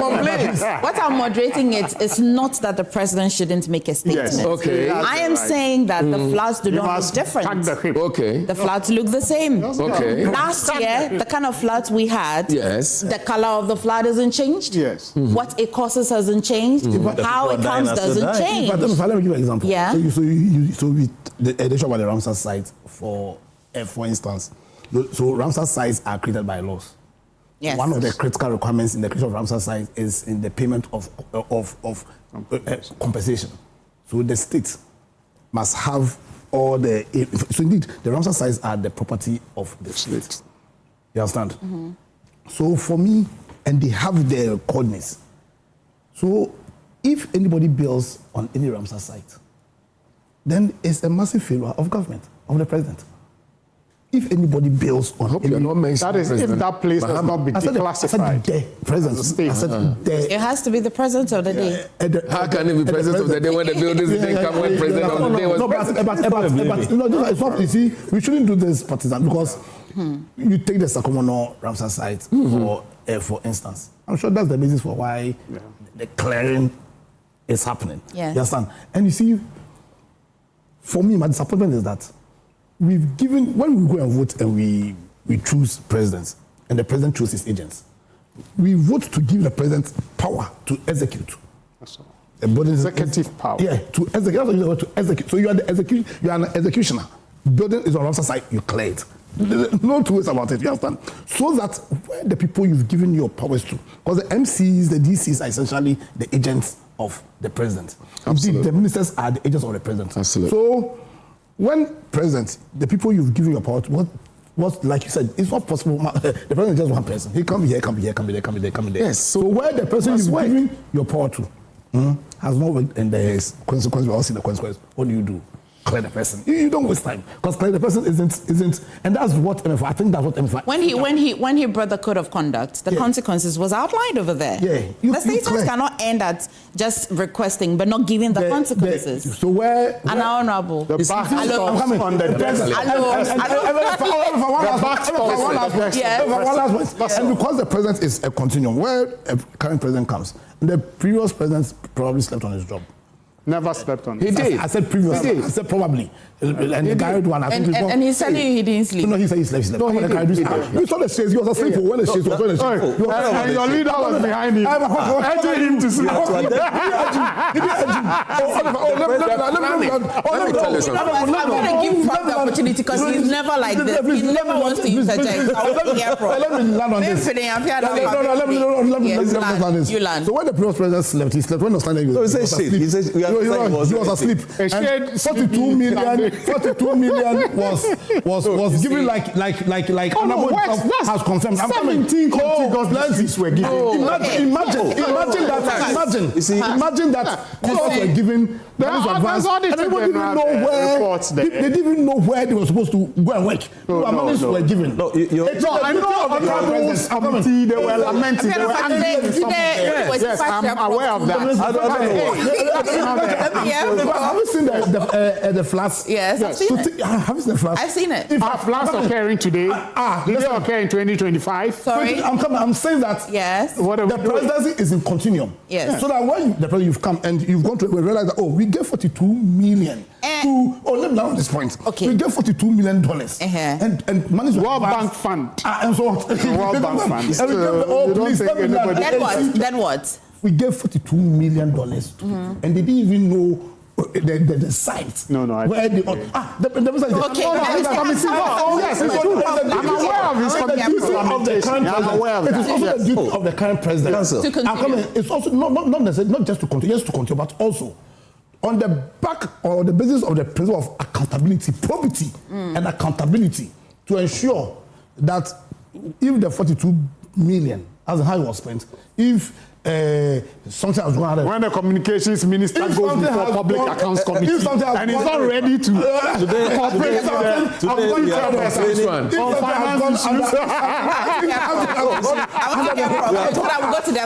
we are talking about okay, I agree. We are talking about shit. Fine. See, the outcome of what we are talking about very soon. There'll be outbreak of cholera. Are we going to blame other government when people are dying? We can blame them. We can blame them when they spend for the 2 million. Now when they spend for 2 million, and we can blame them. I won't stop blaming them. I won't forget to. When the government won't forget. Please. I'm going to ask you to mute Council's microphone. Somebody has spent 2 million, and we are seeing there's 42 million, and we are seeing this look. I don't have. That's why the Ghanaian people voted them out. But that is accountability shouldn't end. I agree. I totally agree. But Prof, let me hear you. Now, Prof. I don't have shade. Prof, let's hear you. So allow me to. I don't have shade. Yeah, so okay, you go and look for shade. Prof will have the last bite on this matter. From the one I'll come to you. That's true. Voted for are present currently. We understand. Superb submission. He tells us he's instructing the relevant agencies to identify flood-prone areas today. 2026, we are to identify the flood-prone areas. Don't you have that report? Then my issue is that if you check the capacity of this administration in the fight against, trying to put up capital-intensive projects, they have spent almost 0.9% of your GDP. 0.9%. So where are they going to get the money to do all this? It's a real challenge. Where they are going to get the money? No, I'm talking about this major project. Yeah, Prof. I have a problem. I don't cry more than the bereaved. Oh, no. You see, the price is less than 1%. You see the 42 million I'm talking about? You see, it could have been used for what? No, I'm saying that. The thing is not 42 million. Calling the government. There's 197 It's fine. 50 million. But the government $42 million. I want to hear Prof. I'd like to hear Prof, please. Yes. I'll see you on a statement. The government owns funds. That's the Garrett fund. To do construction projects. Yes, he was. He didn't come back to Parliament to take more money. The challenge that there's a call for the government to do these projects to help to prevent these. Yeah, there's all the government is limited.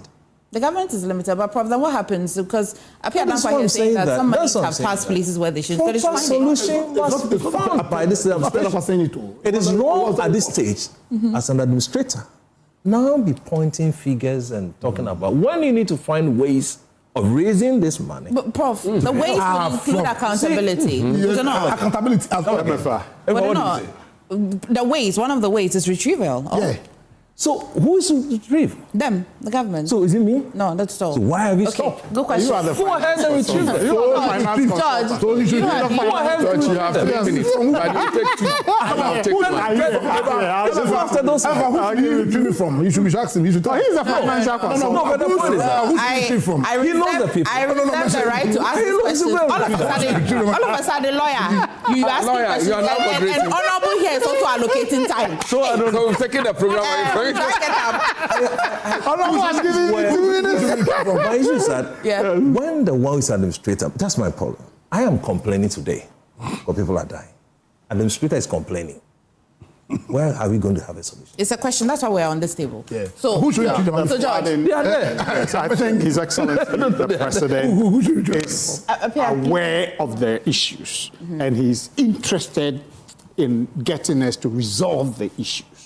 But his call that we need to identify flood, it's there. He knows it. If he wants that report. But yesterday is not today. No. If he wants that report as of now, it can be updated and he will get it. But do we not have new areas that have flooded now? Of course. So you agree that he will get it ASAP. Okay.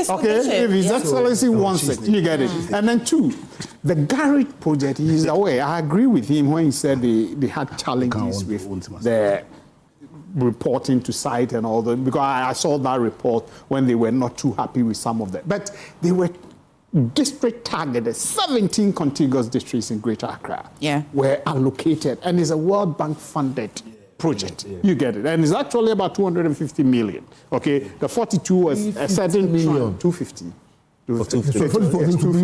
Yes. So 42 was a part of the disbursement. Sanitation and environment. Yes, those money. There was some 197 and all that in Emefa. So there is Auditor General in Ghana, and there's a report. Prof, I was raising an issue, and I think Honorable maybe he's not aware. There was a banter between the Minister of Communication, one of the powerful ministers in this government, and the chair of the Public Accounts Committee on matters of how monies are paid and expended and all that. You get it?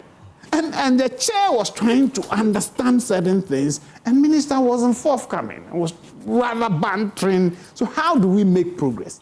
Okay, on matters of accountability. It's very important. When monies are disbursed, His Excellency is worried. He will release monies to maybe NADMO, maybe district assemblies and others. In fact, is it yesterday or 3 days ago? I heard the local government minister talking about some new novel moves that they are making. There was an additional 150 million. Yes. So the total was not 350 million, correct? 250 was there was 200 first, then there was 150 first. That's 350. Okay, so the initial funding was 250 million that I was aware in office. I was aware because there was a committee, a technical committee that we all engaged. You get it? They came around and engaged it. So additional money is added. I think there was arguments that it wasn't enough and co. So that is the issue we need to look at. And so if His Excellency releases money and the local government minister, what I heard him and the way he intends to fight sanitation and these flooding and others, you know, I was happy the way he was tackling the matters. But hey, when it comes to accountability and they are not able to account properly and how those monies were used at the targets, Prof was talking of KPIs, you get it. What is the feedback report the government is getting, which is informing the president's position on flood management in the country? So which means that, if I understand, if we break it down, it means that for this particular amount, let's have the breakdown. Of course, how it was spent. How much do we have? Moving forward, how do we intend to deal with the rest of the money? And the last one, every year. The last one, we must have, like they said, NEMA targeted storm drain resource we gotten. Alajo and Circle and others targeted storm drains. Results were achieved. Going forward, we should have targeted storm drains in some areas that have been identified. I'll give that to the MPP. You'll give me 1 minute. Flood prone. Then we can begin to see some of the results. Because I want to know what the plea bargain is. We're starting with just 1 minute. Just 1 minute. Please. The plea bargain. Let us not forget that fighting flood do not happen at the time the flood had come. You prepare, fight it, and now wait for the flood. Who are you talking to, us or yourself? Are you thinking aloud? Everybody. Okay. Listen, we had $350 million to create storm drains, and those monies for nothing. No, we used 65 million for COVID response. And that is not the reason that we had those monies. So you cannot even go and nobody know where those monies are. And today the flood is coming, and somebody want to blame His Excellency John Dramani Mahama. Do you fight flood when the flood is here, or you fight flood when the flood? But it's unfortunate that you don't know how the money is used, and you are in power for 18 months. Auditors report. Dereliction of duty. Go after those people. Dereliction of duty. Can I finish? So he that caused the problem. Auditors report. He that caused the problem. He that squandered the money. He that used the money the way they wanted without using the money to solve the problem is sitting down here today blaming why somebody did not arrest somebody for misusing the money. Okay, for is that how we fight? Hang on, for purpose of clarity. Is that how we fight it? I know that Gary project, it's not that it wasn't used for anything. There were some results that were achieved. No, there were some results. I am telling you, I was part of the committee. No, but he's here. I'm telling you, I was part of the committee. The flood is in West. The flood is in West now. I'm saying that I was part of the committee. I was part of that committee. I am happy you mentioned some monies have been squandered. It's fine. So the point when auditors, what do you do auditors report? So your point is that your point is that the names are there. Your point is that the trouble causers are not the issue. But the fact that we did not deal with the trouble causers now is the problem. They could have given money. I don't believe we're talking about the situation. It was misused. What are the results? What are the results? So what would you get people so what should we do now? Today we're talking about how Rollins put what should we do now? Yes. What should we do? It wasn't completed. We're talking about how President Akufo-Addo did the Alaju. We're talking about how John Dramani Mahama did the circle. No, he wasn't the circle. So tell me, that 350 million. Professor, what's in this professor's name? He's a consultant to the project. There's a stalemate here. Oh, not Mofo, please get me the consultant. NPP says that the Gary project. NPP says that they don't believe that the money was misused. So what did they use it for? They should tell us how they solved the flood problem with the money. You are fortunately in Parliament, so you can. I still Prof says that yes, Prof doesn't interject. But it's a passionate appeal. Yes. I mean, I'm worried about this whole issue. I'm happy the lawmaker tells us money were misused. He was on that committee. Good. Were you not? Absolutely. When he complains today, he's complaining today. We generate auditors' report every year. All the reports are there. The cabinet minister. Who is to send them to court? Yes. Who is to get this? That's a very beautiful conversation we can have. That's what I've been asking you. So what should we do? That's why I said. So what should we do? The power. The one that caused the trouble. So what should we do? The power. And come and blame the person who didn't take it to court. What's the way forward? The way forward is what His Excellency Mahama. Hold on. You don't want to go the way forward. Ruffle the honestness. The way forward. Somebody, there's a beautiful question. Yes. The way forward is what His Excellency John Dramani Mahama and his appointees are doing today. Listen.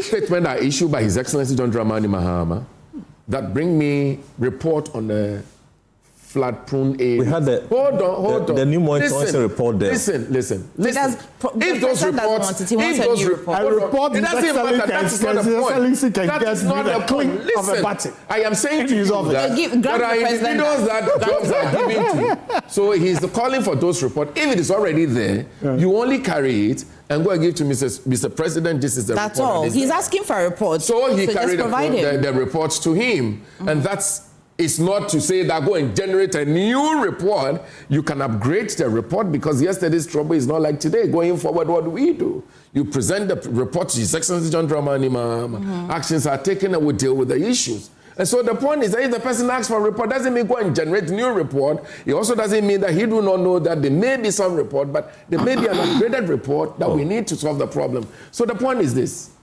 Those is an excuse for time buying. That's all. So next year, the NPP will say that what did you do in 8 years? When all those monies were given, what did you do in 8 years? But Honorable, you can just say, President, I was on that committee. Don't worry at all. I've got the information that you need. Just a click of a button, or... Absolutely. Do you have the report? But listen. Don't forget, I am not the Minister for Works and Housing. Provided for him. I am not the Minister for Local Government. You are critical. So let me not think that I know better than those that are handling the committee member. Let me not believe. You know why I asked this? That I know better than them. These are fine gentlemen. I respect them, but they are so capable, and I know they are on top of their job, and they are doing what they're supposed to do. You know that the question did not suggest that you are doing better the minister in charge, right? Because you asked, how do we let go of the people who caused the problem and say that we're moving forward without taking account of those who caused the problem? But because you belong to that cohort. No, I saw their warrior. And you were in that committee. You were best placed to tell the Works and Housing Minister that, listen, I was on that committee and I'm privy to this and this and that. Do you not think he would like it? But the Works and Housing Minister knows about the problem.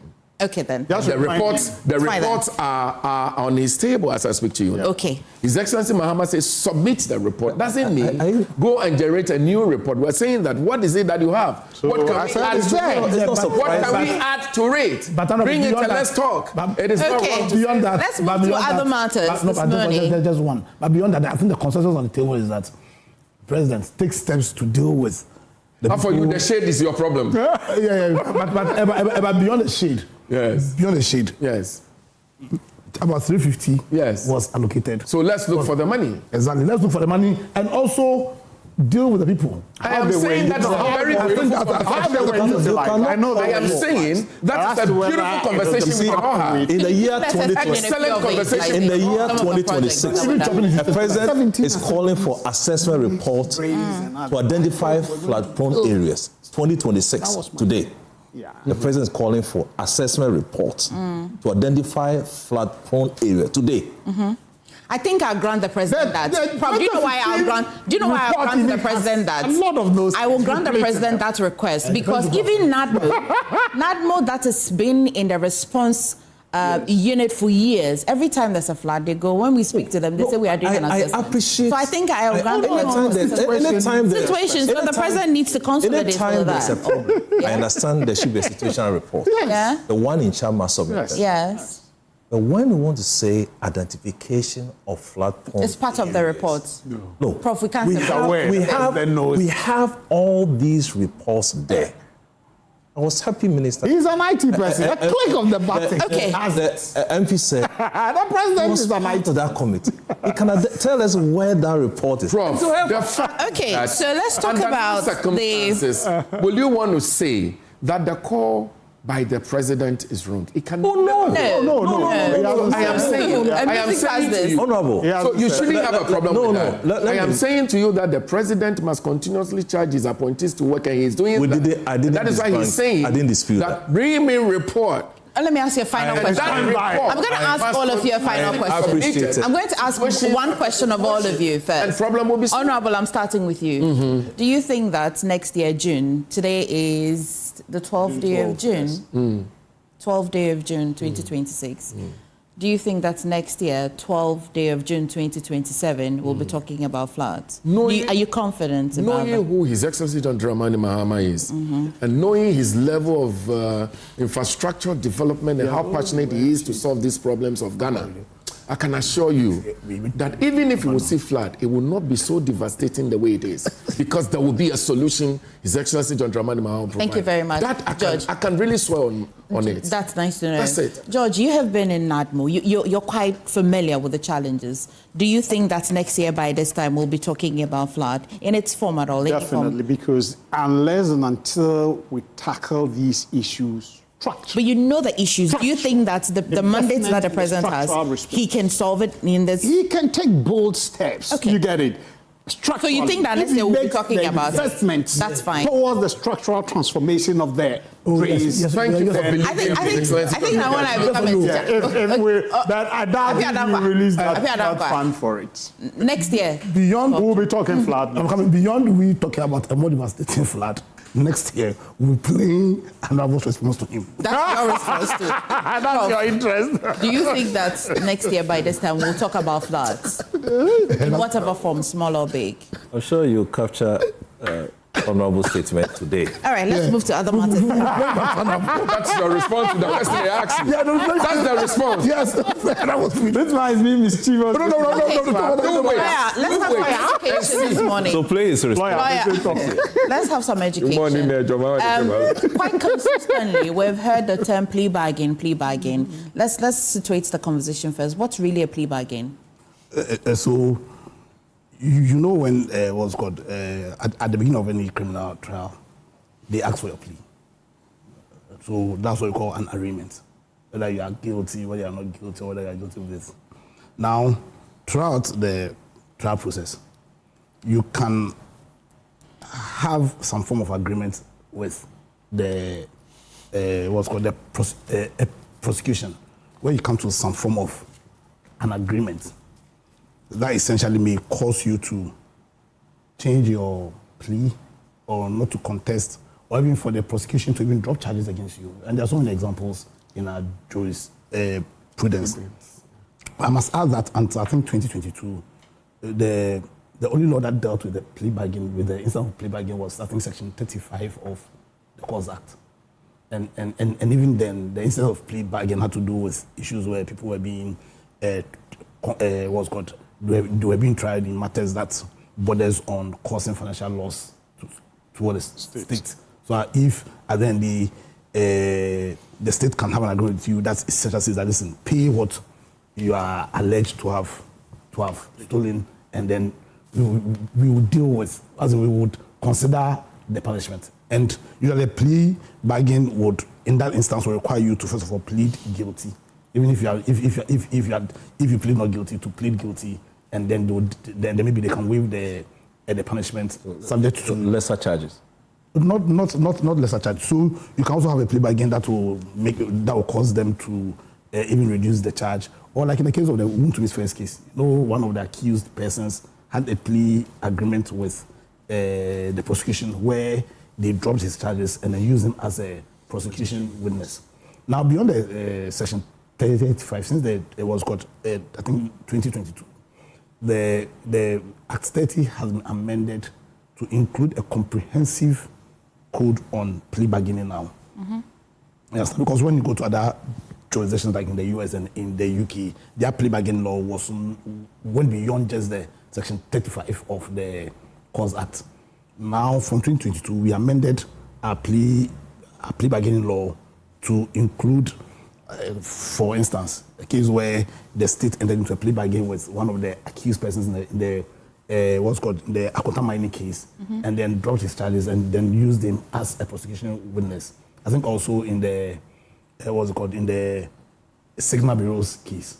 You understand? So essentially, a plea bargain is simply an agreement where the state and then the accused person enters into some form of agreement that may cause the accused to say plead guilty, refund the money. At what point will the accused plead the guilt? Is it when they have notified to want to start a plea bargain, or when they have addressed the issues and tidied it up into what will contain the plea bargain? At what point will the person plead guilty? So the plea bargain will be concluded after the plea negotiations. The negotiations, right. So like in the case of the Wontumi case, right now, what they are doing right now is to have a plea negotiations. And so what they have done is simply to tell the court, listen, we are entering into negotiations with the state to see if we can come to some form of a plea bargain with regards to... is there a cap for plea bargain? Like, should there be a certain amount that would say... Is there a certain amount that would say, no-go area, there's no plea bargain for this? So, because it's an agreement, I think it's at the discretion of the Attorney General. Yes. Yeah. Okay. So, if you look at the charges for Wontumi, and of course he's a case in point for this plea bargain conversation, as a lawyer, what is it looking like for him? So... Don't be prejudicial, anyway. As a lawyer, he's quite informed. Yeah. He knows he won't. He knows what to say. Well, if I was the AG, because of where the country is at with regards to corruption, because of our stated commitment to probity and accountability, as stated in our constitution, and the endemic nature of corruption in the country, because you see, the essence of punishment, or before I even go there, one of the focus, so ask yourself, why would an accused person want to enter into a plea bargain? Usually, their focus is on the potential punishment. Mm-hmm. Usually. But punishment also has a philosophy. There's a reason why we exact punishment. And one of the fundamental philosophies behind exacting of punishment is to deter. You understand? Mm-hmm. So in my opinion, where you have, in our case, you have an attorney general who's also the Minister for Justice. And wherever there's a criminal case, you are seeking for justice for the people. You understand? And where corruption has become so endemic, you understand? Where there's a cry, to the extent that one of the major, if not the biggest issues that guided our voting in the last elections was on corruption. And that's why there's so much less on oral. Mm-hmm. You understand? Then for me, you will not be serving the interest of the people if you just focus on recovery. I want the money back. In the plea bargain, is it my understanding that you can recover and convict at the same time? So the plea bargain has a wide scope. Yeah. That's why I give in that jurisdiction, the section 35, whose focus was on recovery. Yeah. You understand? Now, in a case where that borders on fraud and state has lost money, you understand? Yeah. Then my thinking is that this plea bargain also will be focused on recovery. And I'm saying that because of where we are as a people, because of the endemic nature of corruption, if I were the Attorney General, I think the interest of the people will not be served if he just focuses on recovery as against taking actions that will nip or give a massive statement, you understand, on our commitment to corruption. In simple terms, should he accept or not accept the plea bargain? So I can say my opinion. Should you? Yeah. If I were Attorney General, and if of course I won't go to court unless I believe in the strength of my case.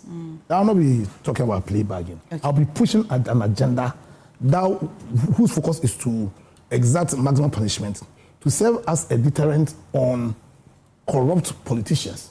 Because, like I said, corruption has become so endemic in this country that our focus ought to be taking actions that will make corruption not attractive anymore. Okay. And once we've done that, then we can be thinking about what's it called? Prof. Plea bargains. Plenty legalese. Plenty legalese. But in simple terms, do you think that the Attorney General should accept the plea bargain and proceed on that tangent? The first time I heard the plea bargain was the case of Dufour. A recent case. As in ever. The word plea bargain, because during the trial, I'm sure he resulted. But give me a minute. For the Dufour matter, was it that he went into a plea bargain or the Attorney General issued a nolle prosequi based on what? Was it a clear plea bargain, or was that clarity needs to be so people don't confuse it? Yeah. No, that was the first time I heard that. No, I think per what I heard also, it was more like a plea bargain, pay a percentage. It wasn't like they said that. Yes. If you pay 60%. So what I say, so because they paid, it's similar because they paid. Because you see, of the issuance of the nolle prosequi, right? Does it now introduce the elements? Because you see, so when you enter nolle prosequi, what it means is that it's different from, let's say, acquittal and discharge. Now, please let me land on this issue. So, see, where you enter into a plea bargain, that requires that the person makes a plea. So, let's say you say, okay, you pleaded guilty. But because of the plea bargain, even though you are guilty, we are not going to give you the punishment. Bring us the money, and then we let you go. Nobody can bring the action against you forever and ever, because you'll be or prefer acquit or convict. Now in the Dufour case, was there proper plea bargain before going to court to go and make it? Counsel, let me help. You see, the process of the criminal procedure, the plea bargain is part of the process. So the Attorney General can issue a nolle prosequi at any time of the stage that he wants. So even during the plea bargain, if the Attorney General decided to issue nolle prosequi just after the plea bargain, or during the plea bargain, or before the plea bargain, that is actually at the discretion of the Attorney General. I understand. So the point I'm making is this, that even in Dufour's case, okay, after the plea bargain... So he went into a plea bargain. The Attorney General could still issue a nolle prosequi to say that I'm not interested in the case again.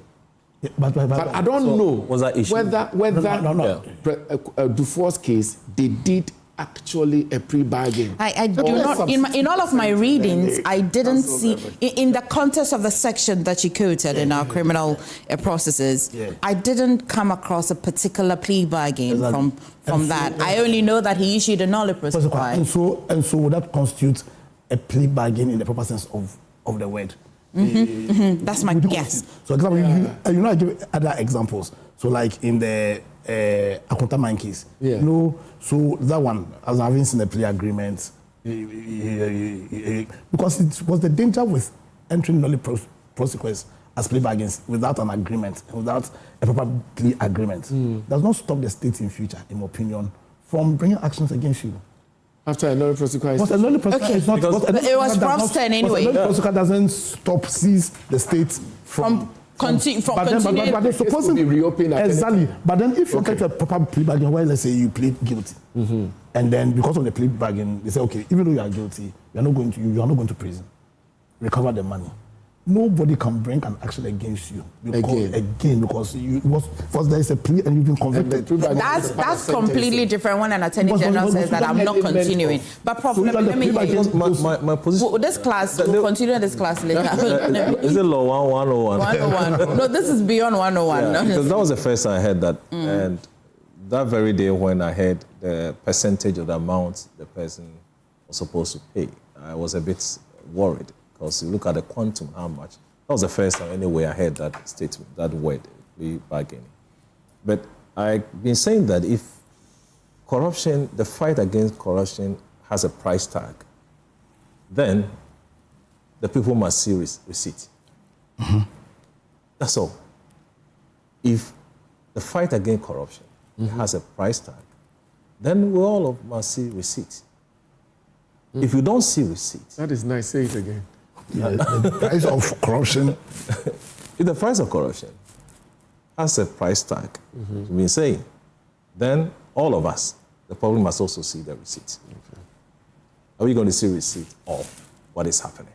What will a receipt look like for you? Recovery or conviction? Well, first, we are talking about revenue here. Okay. To help build this storm drain we're talking about. Okay. So if we are going to, the plea bargain will generate funds immediately, we should be able to accept it. Okay.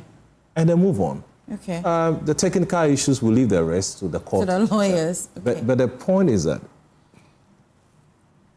if you go through all that we have discussed as a country, this case,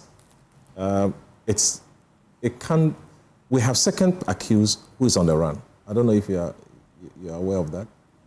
So the closure will take some time of this particular case. This particular case is the one with the Exim Bank. The charges of this are not the illegal money. Not the illegal one. Yes. So the then Bank loan. Exim Bank loan. Yes. Yeah. Yes. I saw the charges. Candidate fought. Yes. Yeah, I saw the charges. I'm sure they didn't go for the land and all. Okay. Yeah. Well, this is lost. I have a difficult task of sharing 5 minutes between you and Honorable. So it's 2.5 minutes. 3-2. Yeah.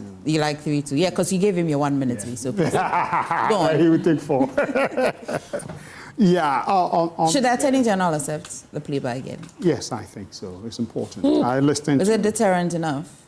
You see, I listened to Lawyer Martin Pebu and Vitus Exim, I think on your channel, and they were making the argument because Wontumi did not capriciously go to take money with the intent of stealing from the state. What he did was apply for a facility from Exim Bank with the intent of... But what kind of documents? With what kind of documents? Oh, no. He went through the process. There are documentations to that. The Attorney General... If you read the charges, yes, the particulars suggest that a forged documents. That's what they are saying. But he went through the process. Exim Bank went through the process with him. You get it? But they are saying the claim that he was going to farm. He didn't even acquire any land for the farming. That's part of the reason the AG is... A ghost farming. Yes, ghost something. You get it? But he went through the process with the intent of getting some farms in a dry and all that. You get it? But they thought instead of going for that, he took the money and misapplied it for other things. And that's why the state is not happy with him. Misapplication as well can be a crime. Of course, I know. So that's why they are bringing criminal fraud and all those things, charges against him. But the state also thinks that 30 million cedis is what they are mentioning, right? These 30 million cedis, if he can raise it and give it back to the state. You ask lawyer a question. You ask lawyer a question, I pray he answers, or maybe Honorable will answer it. After the plea bargain, is there consequences, possible consequences of, punitive measures thereafter? Because people make the argument that once you enter into a plea bargain, it means you are admitting guilt. Some say that is not necessarily so. He is a lawyer. No, so at the stage of the plea negotiations, yes. Then the principle of the presumption of guilty, the presumption of innocent, but most plea, not all the time, but most plea agreements will include your plea, change your plea to a plea of guilty. That's right. And I'm telling in this case, I'm struggling to find which other way that plea was it would be more. So rounding up, I thought lawyer's submission earlier is because he thinks because of Nanado's shade and Wontumi standing behind Nanado, he will not go for. He wasn't standing. He will not go for plea again. He will not go for plea again. For a reason, he knows what I'm saying. Okay. For a reason, you get it. But I think. Yes, in as much as we want to deter people from indulging in corruption, Prof said it, the drains and all that we are talking about, 30 million, can he do something? Okay, in a local community, boreholes and others, can he do something? No, but if we can have if we can get the money, if the Attorney General if about the 30 million, nothing stops the Attorney General from also pursuing a civil claim against. While he pursues the criminal side, that's true. Yeah, so if it's about 30 million, you can get it through a civil case. Yeah. Oh, okay. But let me chip in here. Maybe Honorable can answer. Those who approve that facility, what happens to them? Very good point. No, that's what I'm saying. There's a proper procedure. Exim Bank, who looked through the process. They looked through everything. You see, in the approval process, I don't know, I stand to be corrected. Were they supposed to go to the Ejura lands to see the lands and other things that you're indeed going to do the farms? You get it. Once you meet their requirements, they approve it. Then the onus is on you to go and do your farms. You get it. And then let the state know that indeed this facility was extended to you and you were able to implement what you intended to use the money for. So I think we need to accept the plea bargain and then take the money in the interest of the states.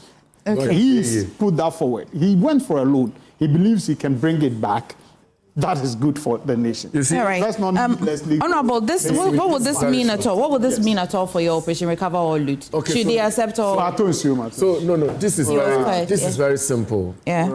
I think that our criminal jurisprudence is clear, and when people plead that so the allegations leveled against me, I agree that I acted the way it's not supposed to go, and I'm pleading that leniency is granted, or if you like, that's part of bargaining that let go the issues, let's see the remedies we can have. I think that the two can work. The two can work. Recover the money. If Attorney General believes that he wants to continue with the criminal proceedings, he can continue and get whoever the accused person convicted. But again, for me, if we have to imprison all people who cost millions of dollars and cedis, financial fraud or financial losses to the state, if the only remedy we'll do is to put them in jail for about 10 years and bring them back to come and enjoy their wealth, then it will become a very, if you like, lucrative enterprise for people who believe that staying 10 years, 15 years out of my house and stay in jail and come back and be billionaire, it will become a very lucrative enterprise for them. My point is this: do not benefit. You should not be allowed to benefit from any ill-gotten money, especially if it is from the states, and walk scot-free